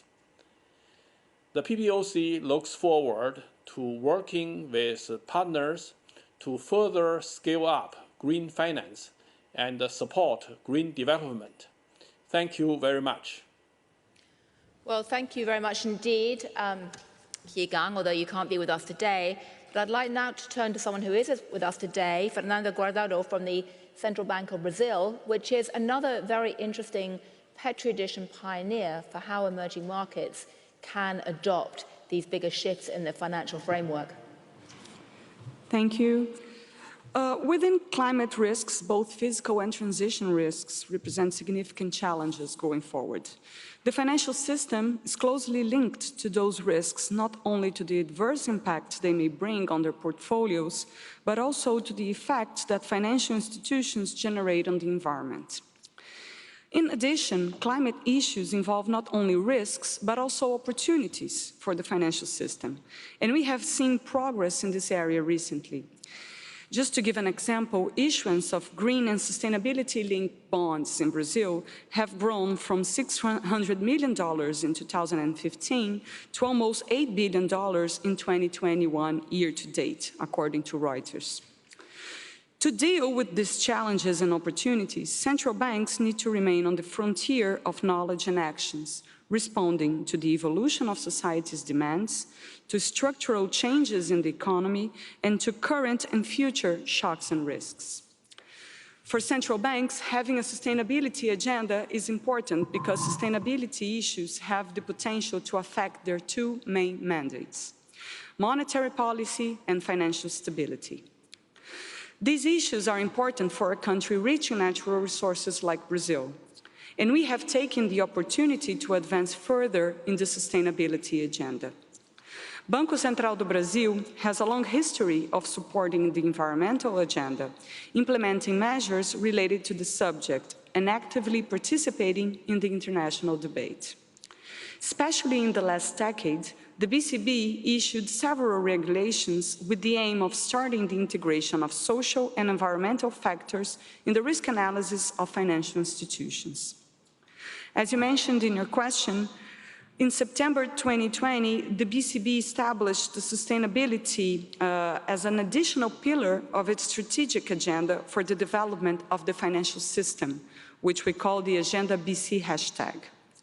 With our sustainability agenda, we aim to lead by example within the Brazilian financial system and to deliver concrete results to society in line with the best international practice.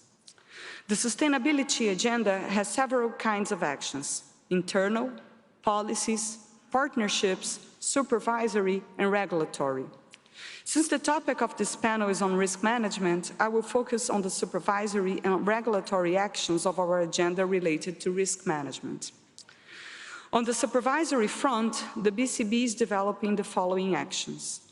We are structuring and expanding the collection of information on social and environmental risks.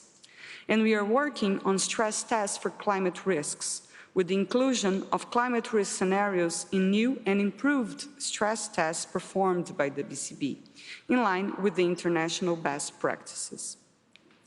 Regarding regulation, the BCB has sought to dialogue with society, using public consultations to receive contributions from all sides of society.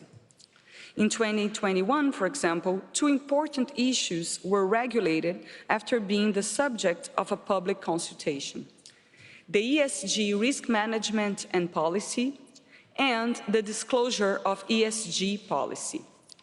The former extends regulatory requirements applicable to the management of traditional risks to social, environmental, and climate-related risks on an integrated risk management framework. Furthermore, the social, environmental, and climate responsibility policy improves the requirement that financial institutions develop and disclose a social environmental responsibility policy, including climate-related responsibility. The latter improves the requirements for implementing a transparent and standardized reporting of the social, environmental, and climate risks and opportunities for financial institutions. In Brazil, the scope of this initiative goes beyond the climate perspective of the TCFD and has been expanded to include social and environmental issues.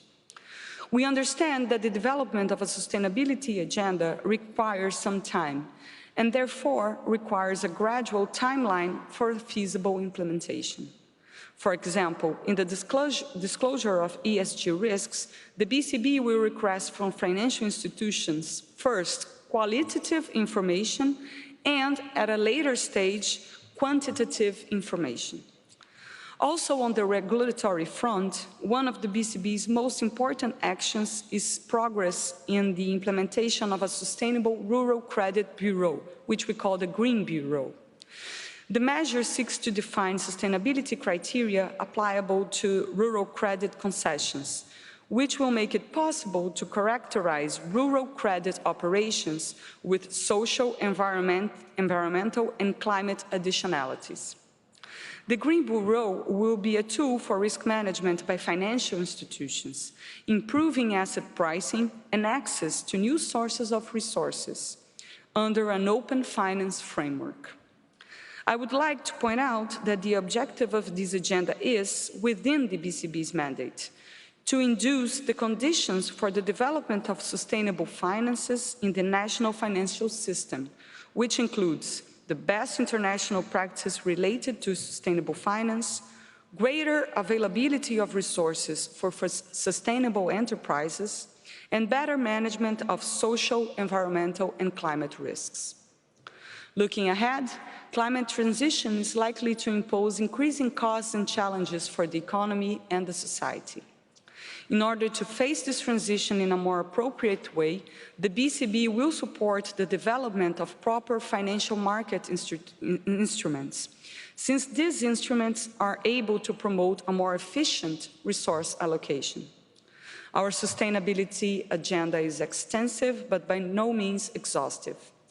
Ultimately, the BCB will seek to continue on the frontier of the knowledge and actions linked to social, environmental, and climate issues. We will act within this mandate to address present and future challenges related to these topics, as these are fields in constant evolution. Thank you very much indeed. And having heard from the central banking community, we're now going to hear from the IMF. Kristalina. Thank you very much, Gillian. The International Monetary Fund is set to be at the center of the global financial safety net. Our job is to worry about macroeconomic and financial stability. And with climate presenting a growing risk to this stability, as well as climate action creating opportunities for growth and employment, this conversation is straight in our alley. So what is that we speed up to do to bring climate at the heart of our work that is relevant for the conversation we have right now? First, in our financial sector assessment programs, we are focusing on climate-related financial stability risks, and as we have heard so far, we look at the standardized reporting of these risks. I am so pleased to hear we have now a board to deliver these standards for all of us. We invented 20 years ago stress testing, plain vanilla stress testing. Now we are adjusting it to stress test for climate-related risks.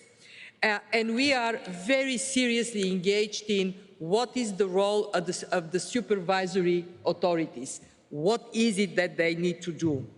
Our goal to help our members understand these risks and take precautionary actions in a way that helps them to integrate physical shocks, to integrate transition shocks, and very important, we heard it from Sri Mulyani in the previous session, to recognize that exiting fossil fuels ought to be simultaneously complemented with increase in renewable energy, and in emerging markets, the balance has to be tilted towards the offset being bigger than what is being closed down. And how the financial system delivers this is going to be hugely important. Soon, our assessments of supervisory frameworks will consider climate risks to evaluate the adequacy of prudential regulation and the adequacy of supervision. Second, it is not good enough that we can do it. It is important that our members can do it. So we are scaling up our capacity development programs. So these emerging markets, especially developing low-income countries, they can handle in their financial system the understanding of these risks and integrate climate policies in their macro-financial policies. And finally, data. We have to recognize that climate needs to be imported in all kinds of data. We talked about high-quality, reliable, compatible data for standardized reporting. But more broadly, we need to get climate data in our normal macroeconomic data. So when you look at the country profile, you see the GDP, employment, Gillian, all the things that you guys know in Financial Times to look for. But right there, we need also to have data on carbon intensity, on vulnerability, to give a holistic picture of the economy at macro level and, of course, down to the financial sector. Thank you. A lot to do. Very happy to be part of doing it. Well, thank you very much indeed. A lot to do and not a lot of time on this panel, sadly, to tease out these issues.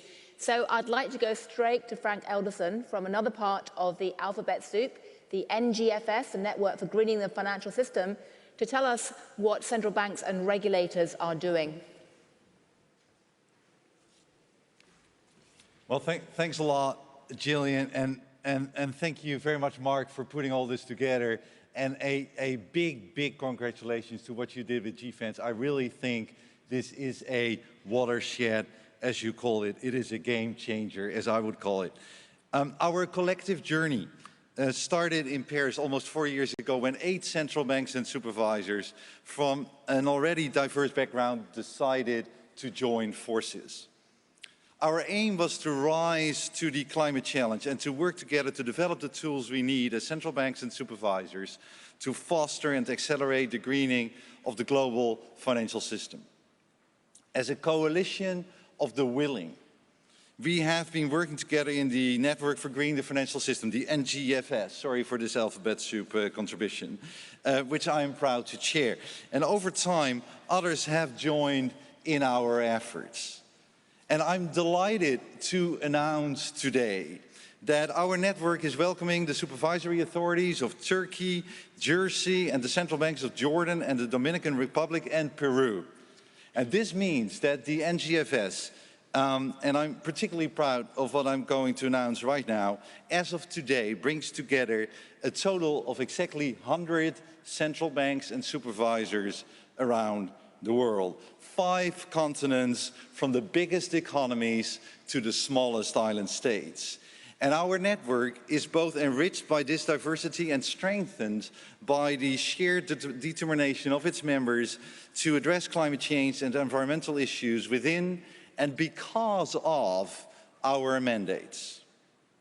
Since our call for action report of April 2019, we have developed and shared practical tools and knowledge, most notably in the fields of prudential supervision, climate scenario analysis, responsible investment, the inclusion of climate-related consideration in monetary policy frameworks, data gaps, and building awareness and intellectual capacity.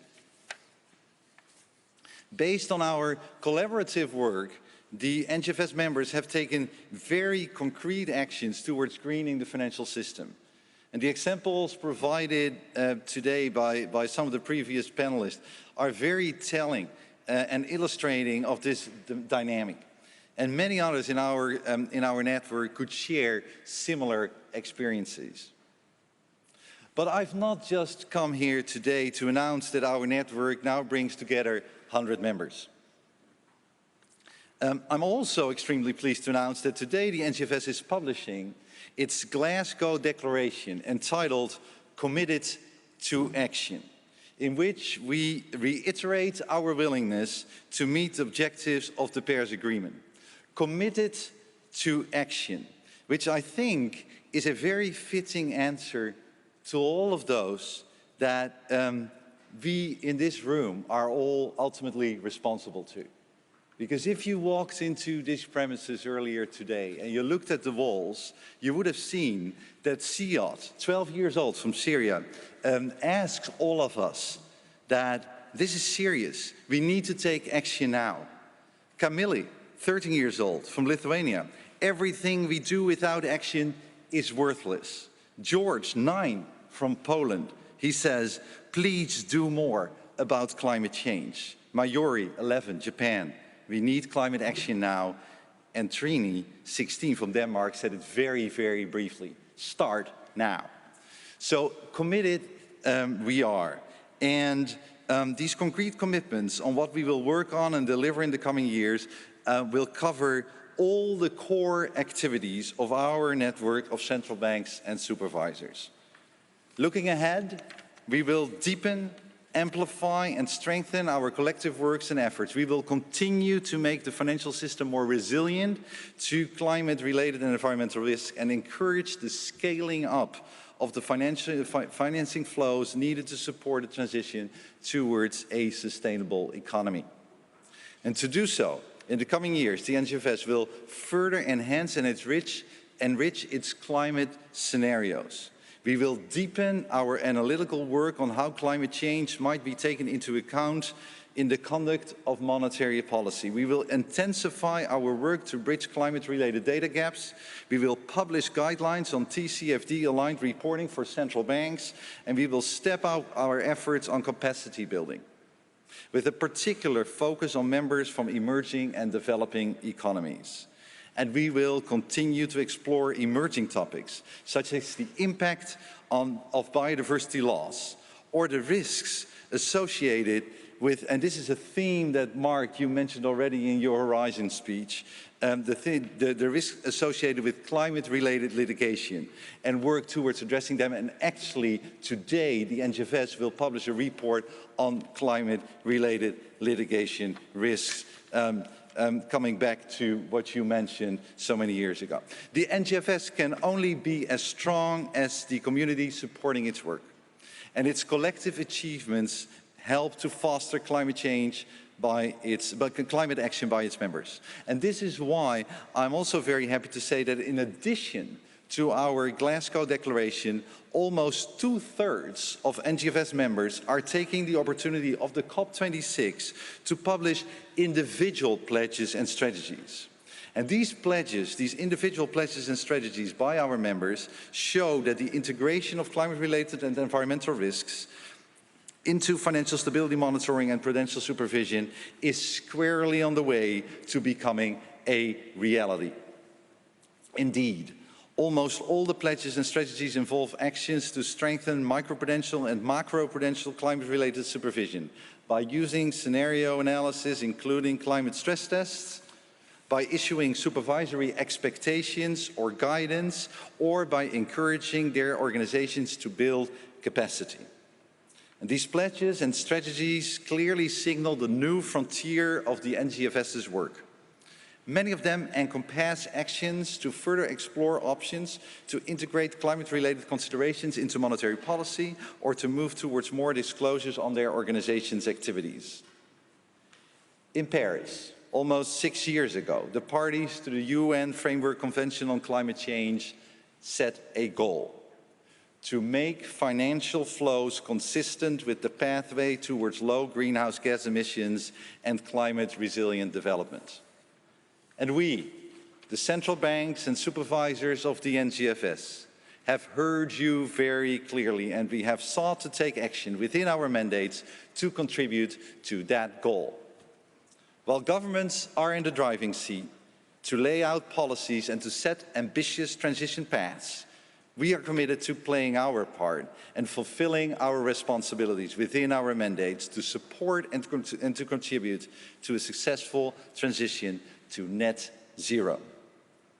And with today's announcement of the NGFS Glasgow Declaration, committed to action, our network of 100 central banks and supervisors is no longer just a coalition of the willing, completely in line with something else that you might have seen when you walked in here. This red neon light artwork that is somewhere on the right, you will see it, and when you go back, it's on the left. It says, "Hurry up, please. It's time." So with today's announcement, we, the central banks and supervisors of the NGFS, are no longer a coalition of the willing. We are a coalition of the committed. Thank you.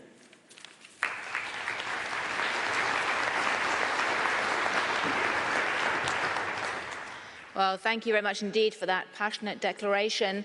And the speed at which the NGFS has expanded reflects a symbolic of quite a striking zeitgeist shift among the central bankers, the regulators, the standard setters, finance ministries and MDBs. But the question now is whether that is also going to be reflected in a meaningful way in the private sector. So I'd like to ask the panelists now to go down from the stage, please, and ask the three private sector representatives to come up to talk about what this means in terms of the money flows in the world. We have Jane Fraser, head of Citi, Larry Fink, head of BlackRock, and Mary Shapiro, former SEC chair, who's now been co-leading the TCFD and the Issb or Issb. And all of them are in a strong position to tell us what essentially this new world of Issb meets GFANZ actually means. Someone's tweeted to say that me saying that GFANZ and Issb are like boy bands is sexist. They can also be girl bands. But either way, they're certainly two acronyms that everyone needs to know about now. So I'd like to start, please, with Jane to tell us how you see these changes that we've just heard about so passionately from Frank and others are actually playing into the world's financial flows and capital markets from the perspective of Citi. Thank you very much indeed, and a pleasure to be here with everybody. I think as we've seen in the pandemic, global emergencies require collective action, and climate change is no different on that. And when we look at individual financial institutions or individual members in the private sector, the sum of the parts approach just isn't going to be good enough. It's not going to get us to where we need to be. So if we think about Citi is an example of an individual financial institution. We can tick a lot of the right boxes. We've helped co-write Equator Principles and the Green Bond Principles to support our clients. We've committed $1 trillion in financing to sustainable finance, half to climate and half to sustainable development. We've been investing in helping source and advise in new climate technologies. We have implemented the TCFD framework, and we've made the net zero commitments. But these are all very important, and these are all very good. But as I say, unless it's got the scale to it from collective action, it simply doesn't get us there when we sum this all up.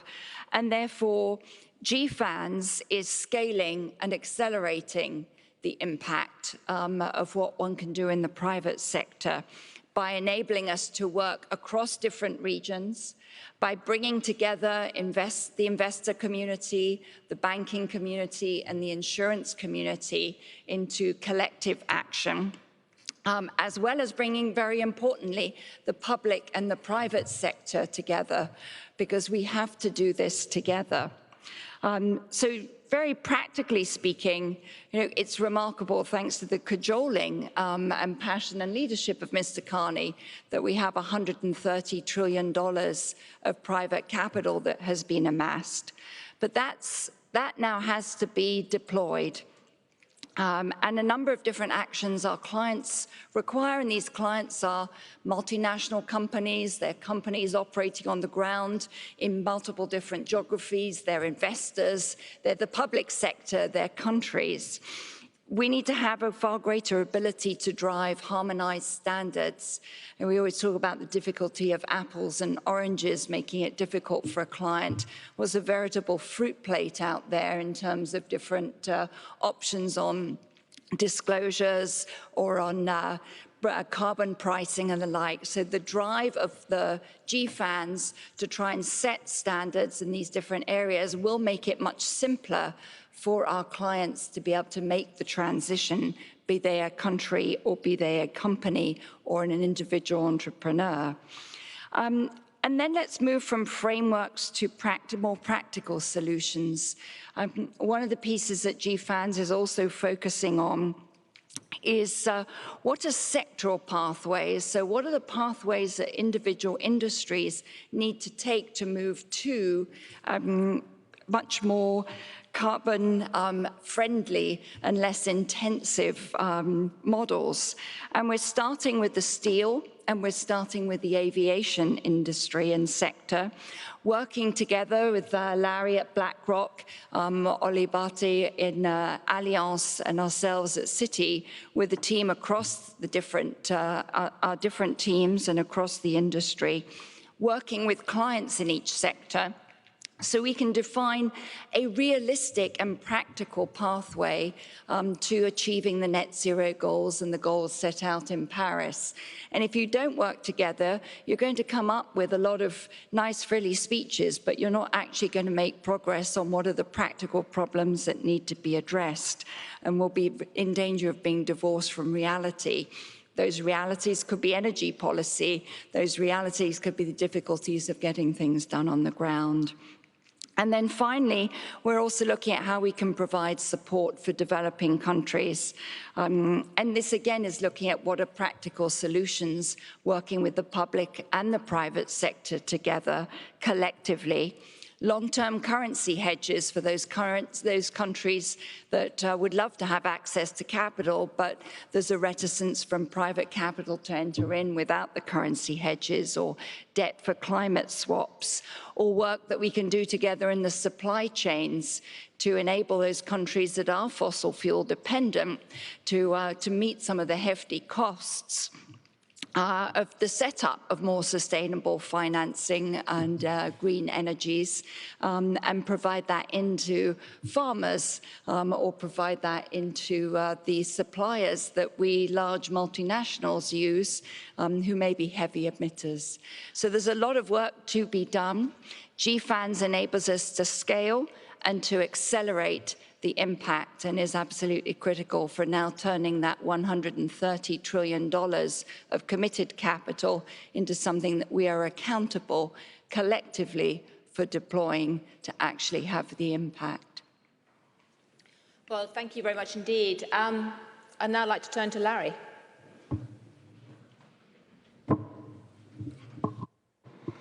Thank you, Julian. It's very good to be here. So let's just imagine $130 trillion of capital being put to work. Let's imagine what that does to the global economies. Let's imagine that if the 130 could be put to work effectively, what it could do for jobs. Let's imagine what it can do for the entire world.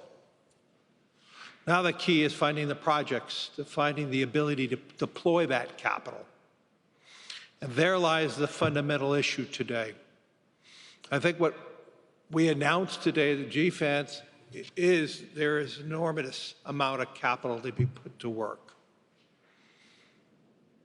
And the financial community is very committed in bringing that capital forward. But the realities are, deploying that capital is going to be far harder than investing in a normal bond, a public equity, a Treasury bond.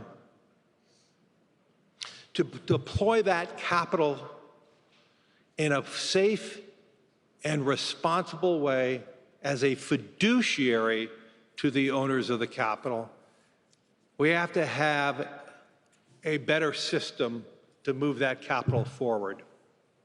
We need a system in which we can rapidly deploy that capital to the emerging world, and there is not a system today where private capital can be rapidly deployed.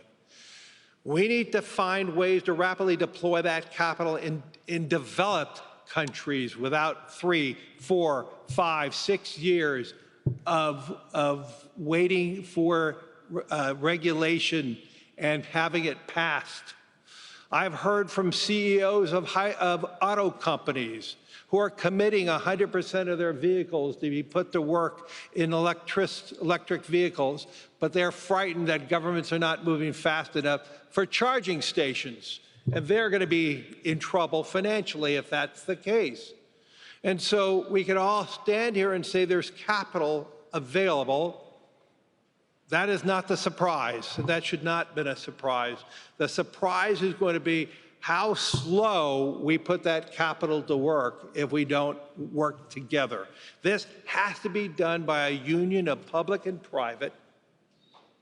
We have to be solving solutions related to how we invest in the emerging world.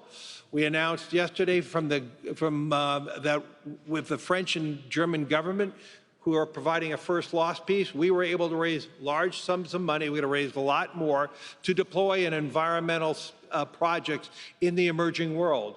I believe there could be trillions of dollars of that if we could find a safe and reliable way as a fiduciary to bring that capital to the emerging world.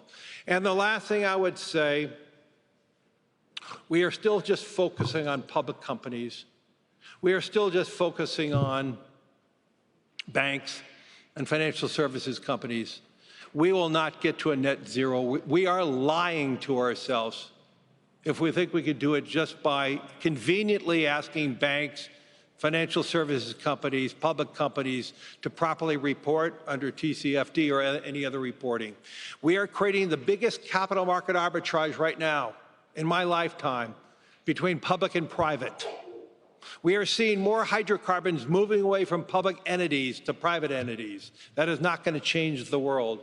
And so if we're serious about this, instead of the convenience of public entities, of public reporting, we have to ask all of society to move forward, or we're lying to ourselves. We will not get to a net zero.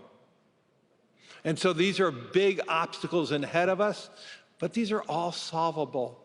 You know, we as human beings solved a vaccination issue related to COVID.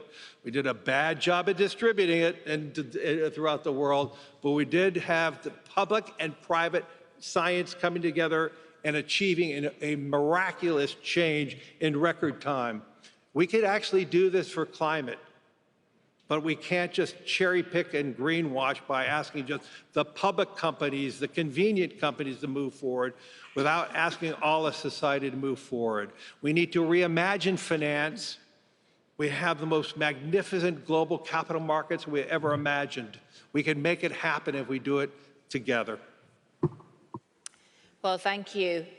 Mary, tell us about your perspective. I'll also be curious to know from you whether you think that these new reforms can be extended to the private markets as well as the public markets or not, because that indeed is a critical missing component right now. Thank you, Gillian, and it's really wonderful to be here with everyone. You know, from my perspective over the last couple of days, the really resounding message I have heard is that global capital markets are absolutely instrumental in the fight against climate change. And from a Bloomberg perspective, I can tell you that we have absolutely seen that firsthand through our stewardship of the Financial Stability Board's Task Force on Climate-Related Financial Disclosure, or TCFD, and through our leadership of the Climate Finance Leadership Initiative, or CFLI. And I think GFANZ is such a logical next step. It's really very complementary to TCFD and CFLI. You know, TCFD brings transparency and accountability into how organizations are working towards net zero. CFLI helps the financial sector realize the opportunity and direct their capital through multiple country pilots to sustainable infrastructure in emerging and developing markets. And GFANZ is really about building the tools and the frameworks that organizations need to make those net zero commitments a reality. Under Mark's, GFAN's leadership and Nigel's work with the Race to Zero campaign, a tremendous amount of progress has been made on really engaging the financial sector on the real economy's transition. I think that at its core, GFANZ is working to transform the global financial system to bring to life these goals. And through the commitments of GFANZ members that you've heard about this morning, the capital needed to fund the enormous investment the world needs to reach net zero is available, as Larry has just said. I have a small announcement to make that I'm very pleased to share today, that Michael Bloomberg will join Mark Carney as a co-chair for GFANZ, and I will serve as its vice chair and run the secretariat. Working together, I think we can carry out GFANZ's really ambitious agenda and liaise with policymakers and regulators to advance progress locally and across the world. And as outlined by Klaus earlier, we will build on the highly successful model that the TCFD used by periodically reporting back to the FSB on our efforts. So I'm looking forward very much to the coming year, working with many of you in this room on defining and implementing the best practices on the path to net zero. Well, thank you very much indeed. We are sadly, very sadly, out of time for this panel. Unless, Mark, do you want to say something quickly? Because I then have two quick things to say at the end. I think for once, Mark is lost for words due to a tech glitch. Lost for microphone. Okay, very quickly, I think just on behalf of the Chancellor, I would note that the UK legislation for climate disclosure includes all private companies. It's phased in. Second point, on behalf of Erky and his colleagues, the Issb, those rules would apply to all private companies as phased in. So the question is implementation for a global perspective. And then critically, and this is my last point, the work that Larry and Jane and Oliver Bott are leading on sectoral transition is to tackle this issue, which is why Larry puts it on the table. Last point. 40% of the global financial system is in GFANZ. And if we're worried about arbitrage, the question first goes to the 60% that's not. Thank you, Mark. Well, I said earlier that I sometimes joke that the pink Financial Times should be renamed the green Financial Times at the moment, because we have so many stories to write about, be that on the main part of the newspaper or the website or newsletters like Moral Money. And that really reflects a quite remarkable zeitgeist shift inside the global money machine, the financial markets, in relation to climate change. It's a zeitgeist shift that, frankly, very few could have imagined having happened 10 years ago, but is gathering pace. But of course, the key question is, will these pledges and these aspirations actually execute on the ground, not just in developed markets, not just in sectors like aviation and steel, as we've just heard, but also in the emerging markets. So in the next panel at noon, we're going to have a session on financing a more resilient world, where we'll be digging into the emerging markets issues.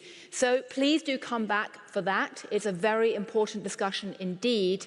And it just remains for me to say that against the odds and against the forecasts, the sun is indeed shining today in Glasgow, hooray. And against the odds, we are almost on time, which again is somewhat against the forecast for what normally happens in these meetings. So let's hope this is indeed a good portend of what lies ahead. Thank you all very much indeed.